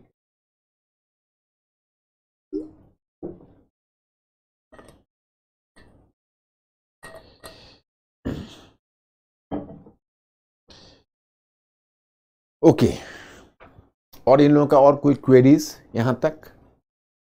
नहीं है। देखो मैं स्टूडेंट्स, जब आप लोग जब कहते हो कि सर हम कैसे नोट्स बनाएं, क्या नोट्स बनाएं, तो हम अभी नोट्स बनाने से आपको क्यों रोकते हैं, इसकी वजह बताता हूं। क्योंकि अभी आप में एक नए मुल्ला का उत्साह तो है, you are having the zeal of a new convert, having the zeal of a new convert, but अभी क्या है कि अभी थोड़ा सा अनुभव की कमी है। देखिए, मुगल काल में यह पतन का काल था या नई संभावनाओं से युक्त काल था, उसकी मैं चर्चा करना चाहूंगा। आप लोग मेंटली अलर्ट हो ना? अलर्ट हैं ये लोग मेंटली मेरी बात को सुनने के लिए? हाँ, देखो इसमें कहलाता है इतिहास लेखन। जैसे तुम देखते हो जो एक सामाजिक विज्ञान होता है और एक साइंस होता है, इसमें एक फर्क बड़ा यह भी होता है कि जो सामाजिक विज्ञान होता है उसमें अंतिम रूप में हम कुछ नहीं कर सकते, और हमेशा नए नए रिसर्च आते हैं, नए नए शोध आते हैं, और नए शोध के आधार पर उसका मूल्यांकन होता है। ओके, तो मैं आपको यहां पर बताना चाहता कि एक्चुअली जिस समय ब्रिटिश विद्वान आए और जब पहले उन्होंने हमारे इतिहास का अध्ययन किया, तो उन्होंने पलासी के युद्ध को या पलासी का जो बैटल हुआ उसको उन्होंने आधुनिक काल के आगमन से जोड़ा कि भाई पलासी के बैटल के साथ हिंदुस्तान में आधुनिक काल आया। और उससे पहले जो 18वीं सदी का पूर्वार्ध है, मतलब जिसको first half of 18th century कहते हो, उसको उन्होंने कहा वो डार्क एज है, अंधकार का युग, चारों तरफ पतन ही पतन दिख रहा है। तो तर्क पूछा गया तो उन्होंने कहा कि देखिए, जहां पहले एक मुगल साम्राज्य था वहां अब छोटे छोटे राज्य आ गए, ये राज्य आपस में लड़ झगड़ रहे थे, और इसका फायदा मराठा ब्रिगेड्स ने उठाया, जो मराठा आक्रमणकारी उन्होंने उठाया, और मराठे हिंदुस्तान के विभिन्न भागों में लूटपाट का काम करने लगे। उस तरह से एक तरह से हिंदुस्तान में राजनीतिक रूप से अराजकता, अराजकता कहते हैं एनार्की को, एक तरह से राजनीतिक रूप से उथल पुथल या अराजकता का काल आ गया था। It was an era of political anarchy. और आर्थिक रूप से इस काल में चूंकि इतनी अराजकता उथल पुथल हो रही थी कि अर्थव्यवस्था भी डिक्लाइन हो रहा था, मुगल साम्राज्य संकट का शिकार था और उस संकट से ग्रस्त था। और तीसरी चीज थी कि कला और संस्कृति का भी पतन हो रहा था। कला और संस्कृति जिसको पहले मुगल साम्राज्य के द्वारा संरक्षण मिलता था, अब उसको देखने वाला कलाकारों को, साहित्यकारों को, विद्वानों को संरक्षण देने वाला कोई नहीं था। इसलिए जो काल है यह काल पतन का काल था, यह माना गया था। लेकिन मैं स्टूडेंट्स एंड व्यूअर्स, अब हम यहाँ पर आपको यह बताना चाहेंगे कि बाद में जब कुछ 1980 1989 में जब हमारे विद्वानों ने रिसर्च करना शुरू, हालांकि विद्वान तो हमारे बहुत पहले से रिसर्च कर रहे थे 1950 के से ही, लेकिन आज़ादी के बाद, लेकिन इधर पिछले 2-3 दशकों में उन्होंने नए नए रिसर्च करके नई संभावनाएं बता दी है। तो नई संभावनाएं बता दी उन्होंने। देखो 2-3 बातों का जवाब दिया है जो ब्रिटिश विद्वान बोलते हैं, मैंने ब्रिटिश, देखो केवल ब्रिटिश विद्वान ही ऐसा नहीं बोलते हैं, भारतीय विद्वान भी बोलते हैं। जैसे सर जगन्नाथ सरकार है, वो ब्रिटिश पक्षधर विद्वान है। ब्रिटिश पक्षधर का मतलब है जो ब्रिटिश के पक्ष में लिख रहे हैं। और भी कुछ विद्वान ऐसा है जो भारतीय विद्वान, वो मानते हैं 18वीं सदी का जो फर्स्ट हाफ है वो संकट का काल है। इनका तर्क सुनिए। इनका तर्क यह है कि पहली बात कि आप इसलिए कहते हो ना कि राजनीतिक उथल पुथल या अराजकता का काल है, इसलिए आप ऐसा कहते हो क्योंकि आपके दिमाग में यह बात बैठी हुई है, जो छोटे राज्य होते हैं वो प्रगतिशील होते हैं। आपके दिमाग में यह बात बैठी हुई, जो छोटे छोटे राज्य होते हैं वो प्रगतिशील होते हैं, और जो, सॉरी उल्टा बोल गया, सॉरी मैं रिपीट कर रहा, आपके दिमाग में बात बैठी हुई जो बड़े साम्राज्य हैं वो प्रगतिशील होते हैं और छोटे छोटे राज्य पतन का द्योतक है। लेकिन उन्होंने कहा कि नहीं, ऐसा नहीं है, क्योंकि देखो पहले तो प्रजातंत्र नहीं था, और आज के तारीख में प्रजातंत्र के युग में तुम लोग पॉलिटी वगैरह में एक चीज तो जानते हो, या हो सकता है ये सब सुना होगा, डेमोक्रेटिक डिसेंट्रलाइजेशन। तो उनका कहना यह है कि देखिए पहले क्या था कि पहले तो मतलब एक आगरा या दिल्ली से बैठकर कोई शासक शासन कर रहा होता था और डंडे के बल पर या पावर के बल पर शासन कर रहा होता था, तो माना जाता था कि चलो ये बहुत अच्छा है, बहुत प्रगति की बात है। लेकिन अब क्या है कि अब वो बात, वो धारणा है, वो धारणा अब खंडित हो चुकी है। अब वो बात नहीं है, मतलब माना जाता है कि नहीं, ऐसा नहीं है। जैसे पहले माना जाता था जो राज्य है वो प्रगति का द्योतक है, और साम्राज्य प्रगतिगत होता है, छोटे छोटे राज्य प्रगतिहीन है। अब जब प्रजातांत्रिक विकेंद्रीकरण हुआ तो ऐसा महसूस किया गया, यार ऊपर जो केंद्र पर बैठा हुआ राज्य होता है वो क्षेत्र को नहीं देखता है, क्षेत्र से टैक्स तो लेता है परंतु उसके विकास के लिए काम नहीं करता है, वो क्षेत्रीय और कला और संस्कृति को संरक्षण नहीं देता है। तो ऐसे जो क्षेत्रीय राज्य हुए, उन्होंने एक तो क्षेत्र में अच्छी सरकारें दी, जैसे बंगाल में मुर्शिद कुली खान योग्य शासक था, अवध में शादत खान योग्य शासक था,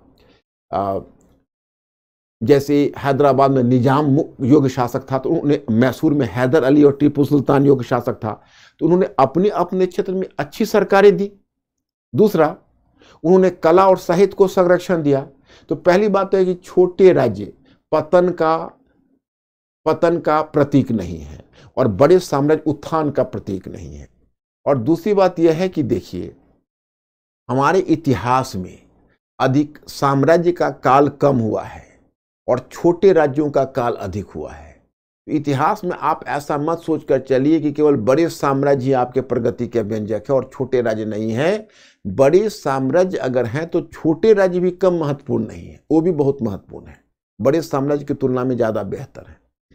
दूसरी बात यह है कि ब्रिटिश बार बार ऐसा हम लोगों को समझाने का प्रयत्न कर रहे थे कि देखो तुम लोग विभाजित थे, टूटे हुए थे, हमने एकीकरण किया। तो इन विद्वानों ने जवाब दिया, इसमें मैं आपको क्यों क्रेडिट दूं? एक तो पहली बात कि आपने अपने लिए क्षेत्रों को जीता है, कोई हमारे लिए नहीं जीता है। दूसरी बात कि ऐसा हमारे इतिहास में बहुत बार हुआ कि साम्राज्य टूटा और छोटे राज्य बने और उन्हीं में से कोई एक राज्य ऊपर उठा, उसने फिर साम्राज्य बना लिया। उसी प्रकार से जैसे पहले मौर्य काल टूटा तो गुप्त साम्राज्य आया, गुप्त साम्राज्य टूटा तो प्रतिहारों का साम्राज्य आया, पाल प्रतिहारों का। जब वह टूटा तो फिर सल्तनत का साम्राज्य आया, जब वह टूटा तो मुगल साम्राज्य आया, और मुगल साम्राज्य टूटा था तो इन्हीं में से कोई साम्राज्य बना लेता अगर आप नहीं आते, तो हम क्रेडिट आपको क्यों दें? समझ रहे हो ना। आर्थिक क्षेत्र में कहा कि देखिए क्या बात कहते हो आप, आर्थिक संकट का काल कहते हो, लेकिन जरा सोचो, यह वह काल है जब यूरोपीय व्यापार के कारण भारत में बड़ी मात्रा में चांदी आ रही है और यूरोपीय कंपनी यहाँ पर कैश क्रॉप्स ला रहे हैं, नकदी फसलें ला रहे हैं, बड़ी मात्रा में सिल्वर एंड गोल्ड आ रहा है, प्रेसियस मेटल, जो मैं आपको second half of 18th century में बताऊंगा, जो अमेरिकी महाद्वीप से आ रहा है। और बहुत सारे समृद्ध क्षेत्र है वो अस्तित्व में आ रहे हैं। तो आप ही बताइए, जब इकोनॉमी इतनी ग्रो कर रही है, अर्थव्यवस्था की इतनी प्रगति हो रही है, तो आप उसको आर्थिक संकट का काल कैसे कर सकते हैं? और साथ में रह गई कला और साहित्य की बात और कला और संस्कृति की बात। तो एक बात मैं बताता हूं कि देखो, कला और संस्कृति, भले ही मुगल साम्राज्य का डिक्लाइन हुआ, उनका पतन हुआ, लेकिन जो छोटे छोटे राज्य आए उन सबों ने अपने क्षेत्र में कला और साहित्य को संरक्षण दिया था। तो आप इसको पतन का फिर कैसे कहते हो कि कला और साहित्य का पतन हो गया? तो इनका यहाँ तक कहना था कि देखो, हमारे यहाँ पूंजीवाद के विकास का रास्ता तैयार हो गया था, हमारे यहाँ इकोनॉमी ग्रो कर रही थी, समृद्ध क्षेत्र का विकास हो रहा था, अर्थव्यवस्था की प्रगति हो रही थी, क्योंकि सोने चांदी आ रहे थे, नकदी फसलें आ रहे थे। अगर ब्रिटिश हस्तक्षेप नहीं किया होता तो हम खुद ही आधुनिकीकरण की तरफ बढ़ रहे थे। राजनीतिक रूप से अच्छी सरकारें, क्षेत्रीय सरकारें दे रही थी, आर्थिक रूप से समृद्धि आ रही थी, सांस्कृतिक रूप से कला और साहित्य को संरक्षण मिल रहा था, हिंदुस्तान में एक हिंदुस्तानी संस्कृति डेवलप कर रही थी। तो ब्रिटिश ने आके उल्टा उस प्रक्रिया को बाधित कर दिया। तो इस काल को अब कहा जाता है, इसको पूर्व आधुनिक काल कहिए, इसको पतन का काल मत कहिए, नई संभावनाओं का काल है। तो दूसरा वाला विचार यह कहता है।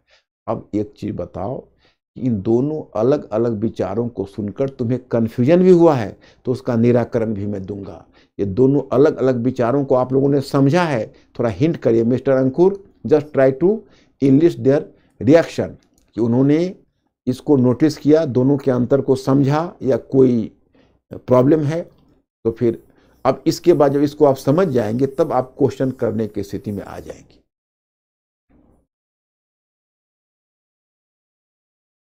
समझ रहे हो ना। बहुत बहुत सुकून मिला हमें, थोड़ा हिंट करते रहना, ओके। क्योंकि होता क्या है कि मैं आपको विजुअलाइज करता हूं, मैं देखता हूं कि आप लोग बैठे हुए देख रहे हो एक ही साथ, जानते हो, तभी मैं आपको पढ़ा पाता हूं। कि जैसे ऐसा फील करता हूं, कैमरा में झांकता हूं तो लगता है तुम्हारी आंखों में झांक रहा हूं और फिर तुम्हें पढ़ने की कोशिश कर रहा हूं।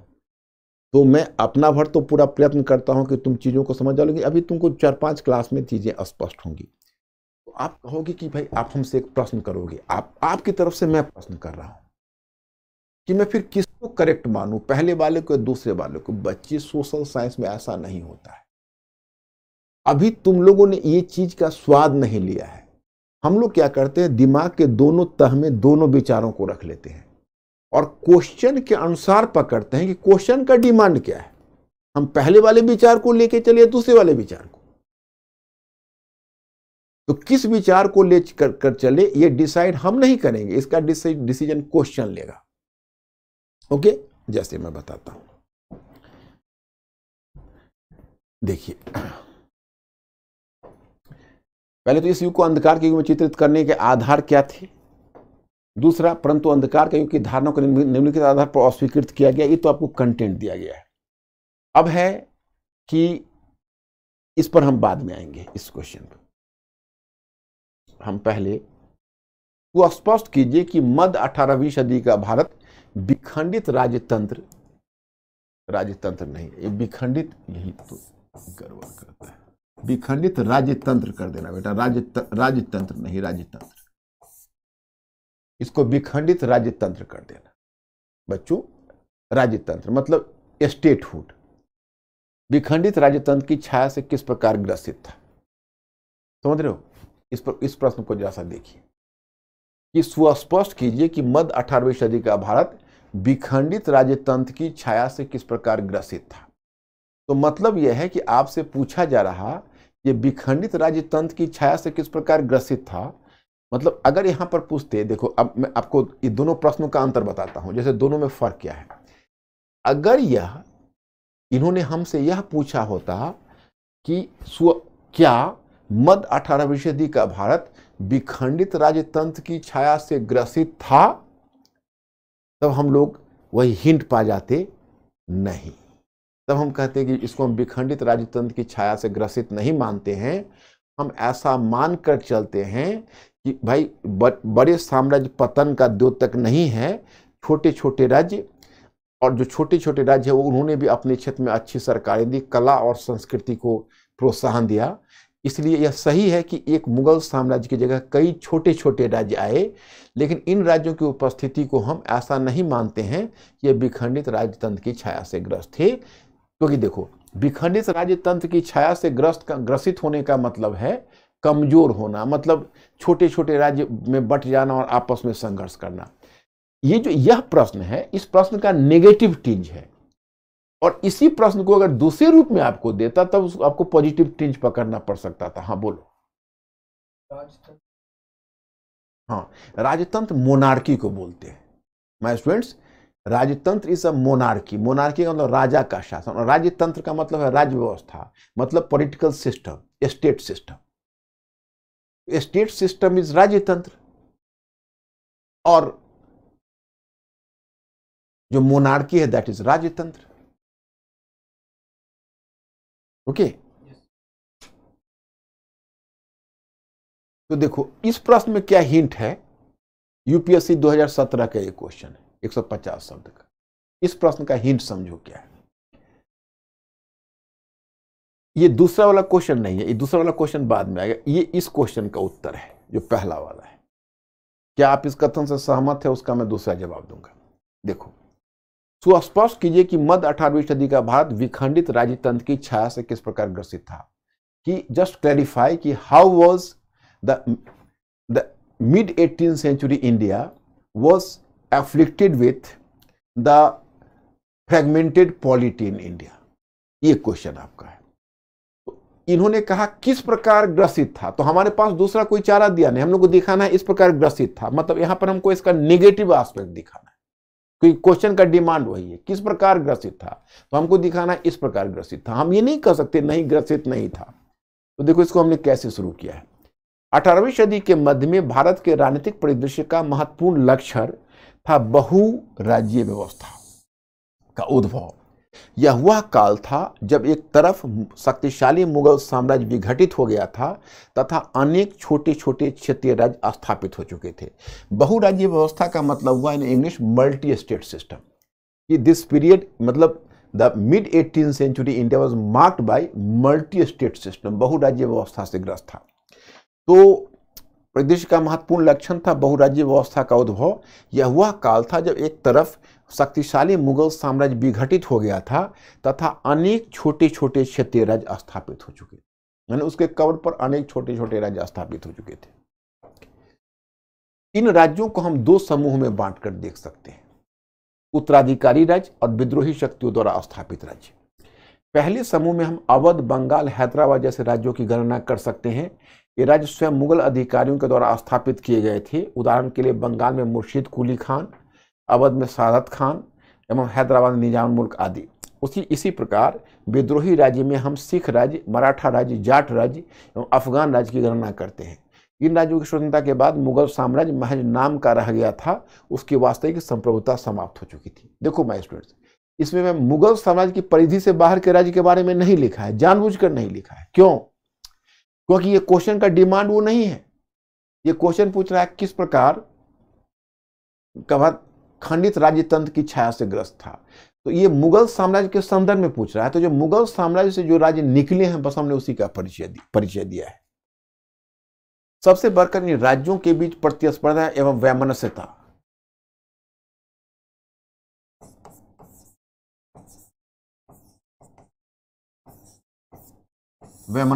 थी।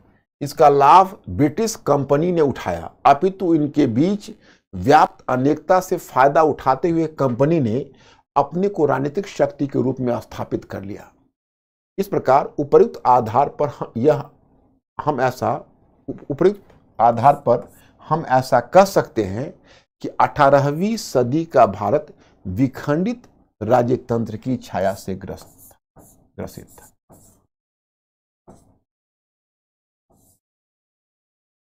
विखंडित राज्यतंत्र की, आप लोग राज्यतंत्र की जगह राज्यतंत्र लिखना, यानी स्टेट सिस्टम, नॉट मोनार्की, राज्यतंत्र की छाया से ग्रसित था। अब देखो इस क्वेश्चन में मैंने क्या किया है। इस क्वेश्चन में मैंने जो किया है वो बात को बता दूं कि पहले समूह में हम अवध, बंगाल, हैदराबाद जैसे राज्यों की गणना कर सकते हैं। ये राज्य स्वयं मुगल अधिकारियों के द्वारा स्थापित किए गए थे। उदाहरण के लिए बंगाल में मुर्शिद कुली खान, अवध में सादत खान एवं हैदराबाद में निजाम मुल्क आदि। तो यहां पर मैं आपको बताना यह चाहता हूं कि पहला वाला जो क्वेश्चन है, किस प्रकार विखंडित राज्यतंत्र की छाया से ग्रसित था, तो इस क्वेश्चन में स्पष्ट हमें वो नहीं पूछ रहा है कि आप दिखाइए कि विखंडित। देखिए इस प्रकार, मतलब ये कह रहा है कि भाई इस क्वेश्चन का डिमांड ये है कि हम इसको प्रूव करें कि यह काल राजनीतिक पतन का काल था। तो वो हमने प्रूव कर दिया कि भाई देखिए, अब मुगल साम्राज्य की जगह ये राज्य आए, बहुराज्य व्यवस्था कायम हुई, ये उत्तराधिकारी राज्य आए, ये विद्रोही राज्य आए। लेकिन उसने पूछा नहीं, लेकिन अपने मन से हमको लिखना है, क्योंकि वो संकेत कर रहा है कि अगर ग्रस्त थे तो क्या, अगर बहुराज्य व्यवस्था थी तो क्या, इससे भारत को क्या नुकसान हुआ। तो हमने नुकसान बताया कि एक तो ये कई भागों में बटे हुए थे, और दूसरा आपस में इनका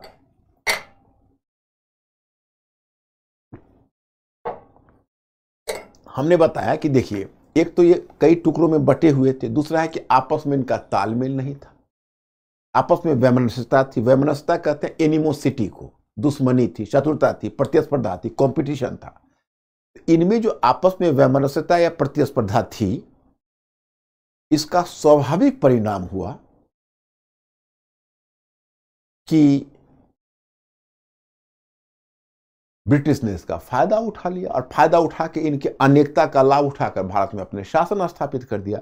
ये क्वेश्चन उस तरफ संकेत कर रहा है, तो हमने अपनी तरफ से संकेत कर दिया। लेकिन इस क्वेश्चन का डिमांड था कि आप पतन के बारे में लिखिए, तो हमने सिर्फ और सिर्फ पतन के बारे में लिखा। अब देखिए, मैंने आपको बताया यही स्टेटमेंट हो, टॉपिक स्टेटमेंट यही है, लेकिन इसमें डायरेक्टली बदल जाता है। जैसे मैं आपको उदाहरण बताता हूं कि अब अगर आपके सामने क्वेश्चन रहता है ऐसे,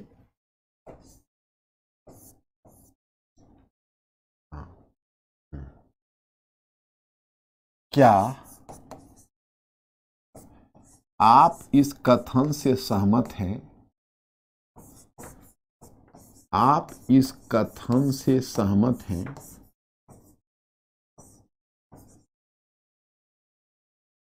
सहमत हैं कि 18वीं सदी के मध्य का भारत, सदी के मध्य का भारत, मध्य का भारत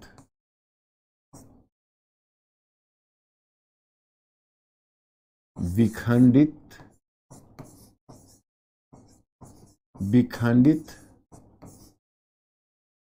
राज्य तंत्र की छाया से ग्रसित था, छाया से ग्रसित था, छाया से ग्रसित था। अब देखिए ये क्वेश्चन है, वही स्टेटमेंट है, लेकिन अब इसका डायरेक्शन बदल गया। अब हम पहले वाला विचार छोड़ के दूसरे वाले विचार पर स्विच ओवर कर जाए। जो क्वेश्चन ने हिंट किया है कि देखो तुम एग्री मत करो, पहला वाला क्वेश्चन था किस प्रकार ग्रसित था, तो उसने हिंट कर दिया कि भाई आप मान जाओ और प्रूव कर दो। ये कह रहा है मत मानो। क्वेश्चन के अंदर जब कान लगा के सुनोगे तो अंदर से एक आवाज निकलती है, एग्री करो या डिसएग्री करो। जरा तुम दोनों का अंतर बच्चे समझ पाए, माय स्टूडेंट्स, दोनों क्वेश्चन का अंतर समझ पाए तो प्लीज आप अपना रिएक्शन शो करो। दोनों क्वेश्चन का अंतर समझ पाए, यस और नो?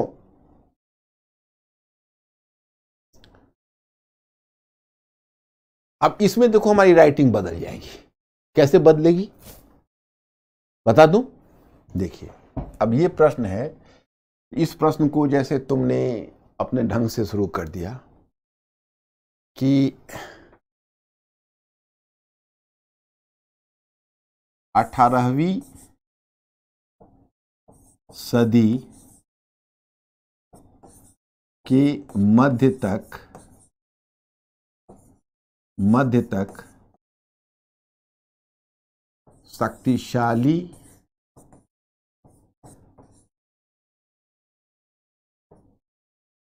शक्तिशाली मुगल साम्राज्य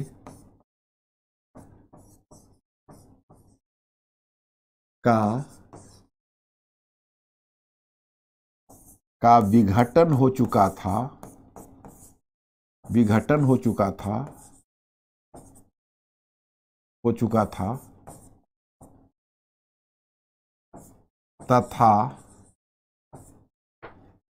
तथा भारत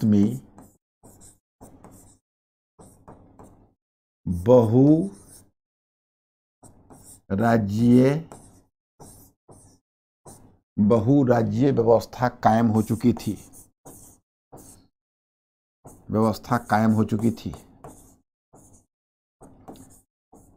बहुराज्यीय व्यवस्था कायम हो चुकी थी।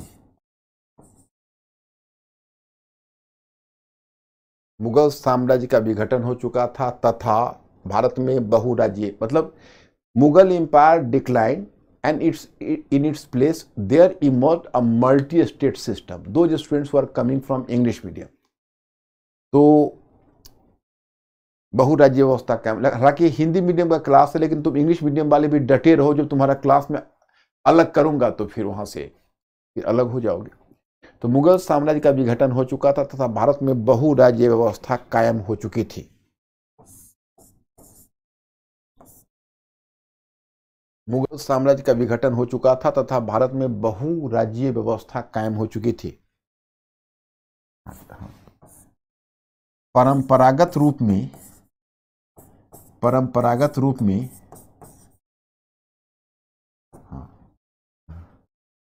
साम्राज्य को प्रगति का प्रतीक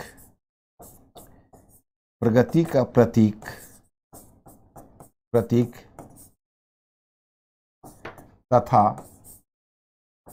छोटे राज्य को प्रगतिहीन माना जाता रहा है,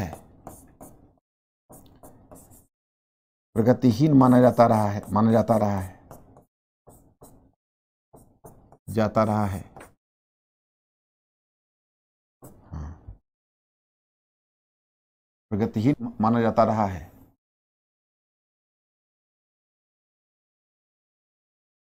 अतः सामान्य धारणा अतः सामान्य धारणा अतः सामान्य धारणा यह है सामान्य धारणा यह है कि सामान्य धारणा यह है कि सामान्य धारणा यह है कि मुगल साम्राज्य के बाद के पश्चात मुगल साम्राज्य के विघटन के पश्चात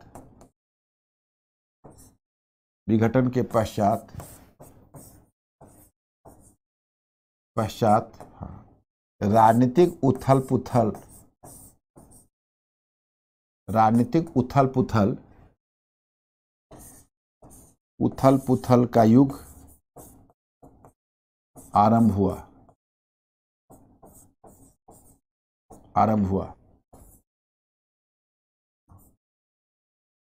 परंतु परीक्षण करने पर whenever we examine we come to the point, परीक्षण करने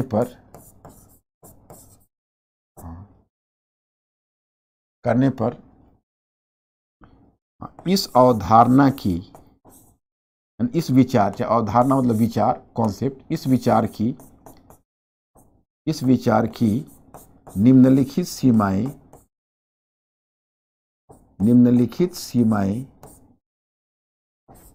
सीमाएं अस्पष्ट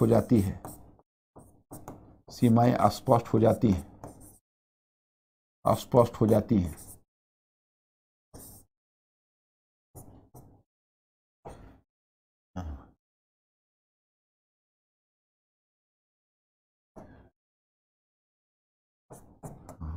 लिखिए।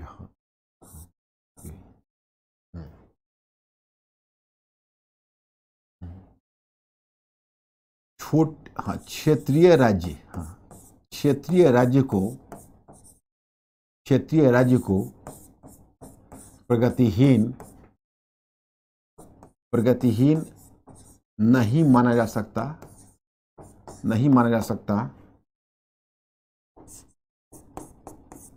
क्योंकि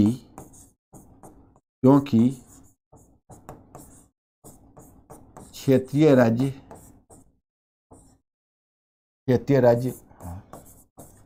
अधिक बेहतर रूप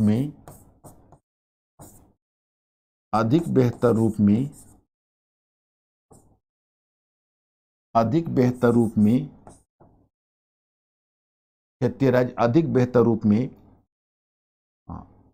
आर्थिक विकास के लिए काम कर सकता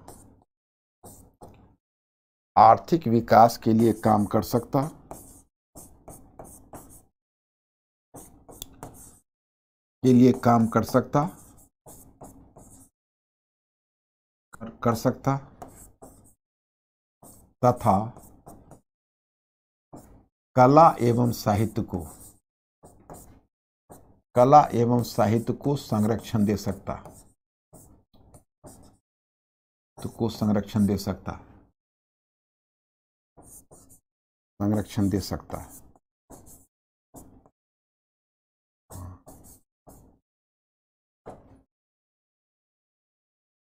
फिर इसके अतिरिक्त मुगल साम्राज्य के पतन के पश्चात भी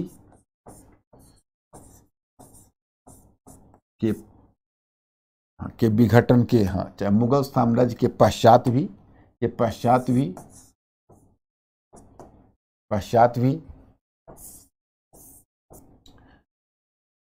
भी बंगाल, अवध, हैदराबाद तथा मुगल परिधि से बाहर के राज्यों में, मुगल साम्राज्य की परिधि से बाहर के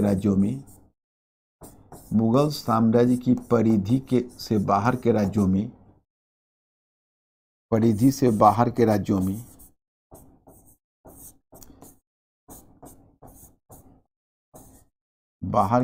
में मैसूर, त्रावणकोर आदि ने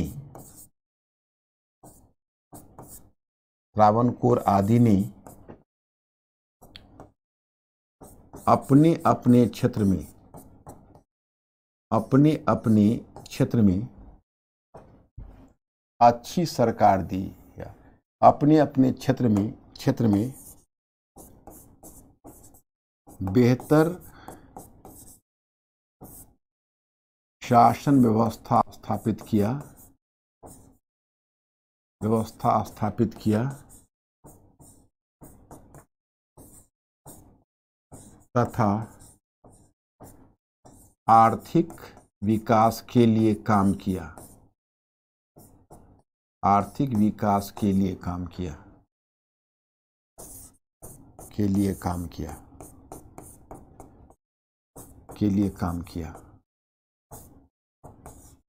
देखो, किसी क्वेश्चन के 3 पार्ट होते हैं। जब आप क्वेश्चन आंसर करते हो तो क्वेश्चन आंसर के 3 पार्ट होते हैं। आपको तो वहां से दिखना मुश्किल होगा, लेकिन इसको कॉपी करके अंकुर, हाँ, इसको टाइप करवा के बाद में जो मैं आपको यहाँ पर लिखवाऊंगा, भी नहीं करवाऊंगा, उसको टाइप करवा के बाद में भेज दूंगा। चिंता मत करना। मॉडल आंसर करके कुछ आंसर मैं वैसे ही PDF फॉर्म में भेजता रहूंगा।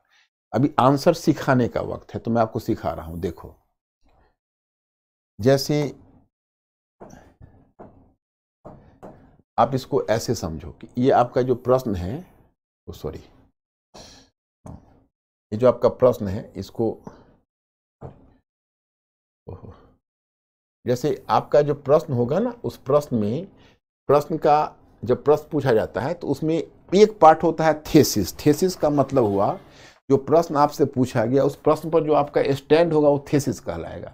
जैसे ये क्वेश्चन है, तो आपने यहाँ पर जो लिखा कि इस विचार की निम्नलिखित सीमाएं स्पष्ट हो जाती है, आपका थेसिस लाइन हुआ। थेसिस लाइन क्या होता है कि जो क्वेश्चन में आप स्टैंड लेते हो कि भाई हम इससे सहमत नहीं है, तो सीमाएं स्पष्ट हो जाती है, आपने लिखा, इसका मतलब आप सहमत नहीं हो, ये आपका थेसिस हो गया। अब आप जो आगे लिखते हो उसमें वह विचार और उदाहरण आना चाहिए जो आपके थेसिस को सिद्ध कर सके। भाई सीमाएं क्या है, तो आपने पहली सीमा यह दिखा दी और दूसरी सीमा यह दिखा दी। तो पहली और दूसरी सीमा आपने दिखा दी, तो आपका थेसिस क्लियर हो गया। ओके, तो अब थेसिस क्लियर हो गया। उसके बाद आपका अंत में एक निष्कर्ष वाक्य जरूर आना चाहिए। इसमें अभी तक मैंने निष्कर्ष नहीं दिया। आप देखो, इसका निष्कर्ष वाक्य क्या होगा। इसमें हम देंगे, अतः उपर्युक्त तर्क के प्रकाश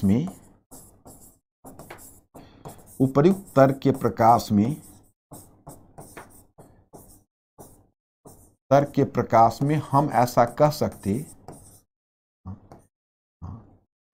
उपर्युक्त तर्क के प्रकाश में यह स्वीकार करना कठिन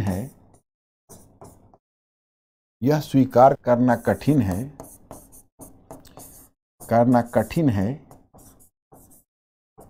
कि 18वीं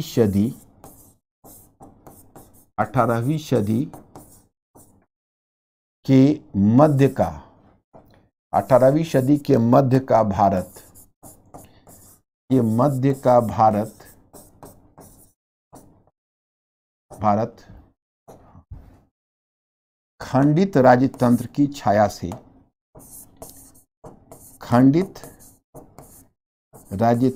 छाया से ग्रस्त था, राजतंत्र की छाया से ग्रसित था। मतलब हमने, जानते हो क्या किया, हमने इसे असहमति जता दी और यही मेरा निष्कर्ष हो गया।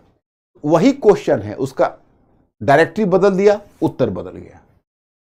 अब बच्चों तुम लोग अपना रिएक्शन बताओ कि दोनों का अंतर समझ में आया। बाकी मैं इसका उत्तर भेज दूंगा आपको।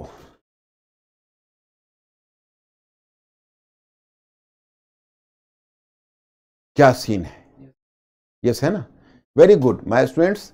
आप लोगों को इसी रिएक्शन से फिर ये आप अभी नोट्स बनाने की चिंता मत करो। आज से कल तक सवेरे, चूंकि आपका क्लास अब मंडे होगा, हम आपको दूसरा पीडीएफ भेज देंगे, जिस पीडीएफ में 18वीं सदी का उत्तरार्ध होगा, जिसमें 18वीं सदी के उत्तरार्ध का जो पार्ट है उसको हम उसको पीडीएफ में भेज देंगे। फिर हम आएंगे तो एक क्वेश्चन मुझे पानीपत के बैटल पर कराना है और एक थोड़ा सा मराठे वाले पर, जो आपको इसको कवर, मतलब एक पानीपत के बैटल पर आपको कराना है। तो वो कराने के बाद तब हम 18वीं सदी के उत्तरार्ध में घुसेंगे। और आप लोगों को जो एनसीईआरटी पढ़ने के लिए कहा था वो जरा पूछो, एनसीईआरटी शुरू कर दिया है कक्षा 8 की, यस और नॉट? ओके, तो आज यहीं रोकते हैं बच्चे, फिर संडे को मिलते हैं। Very good, thank you very much. Speed को हाई बनाए रखना, धीरे धीरे सब समझ में आ जाएगा।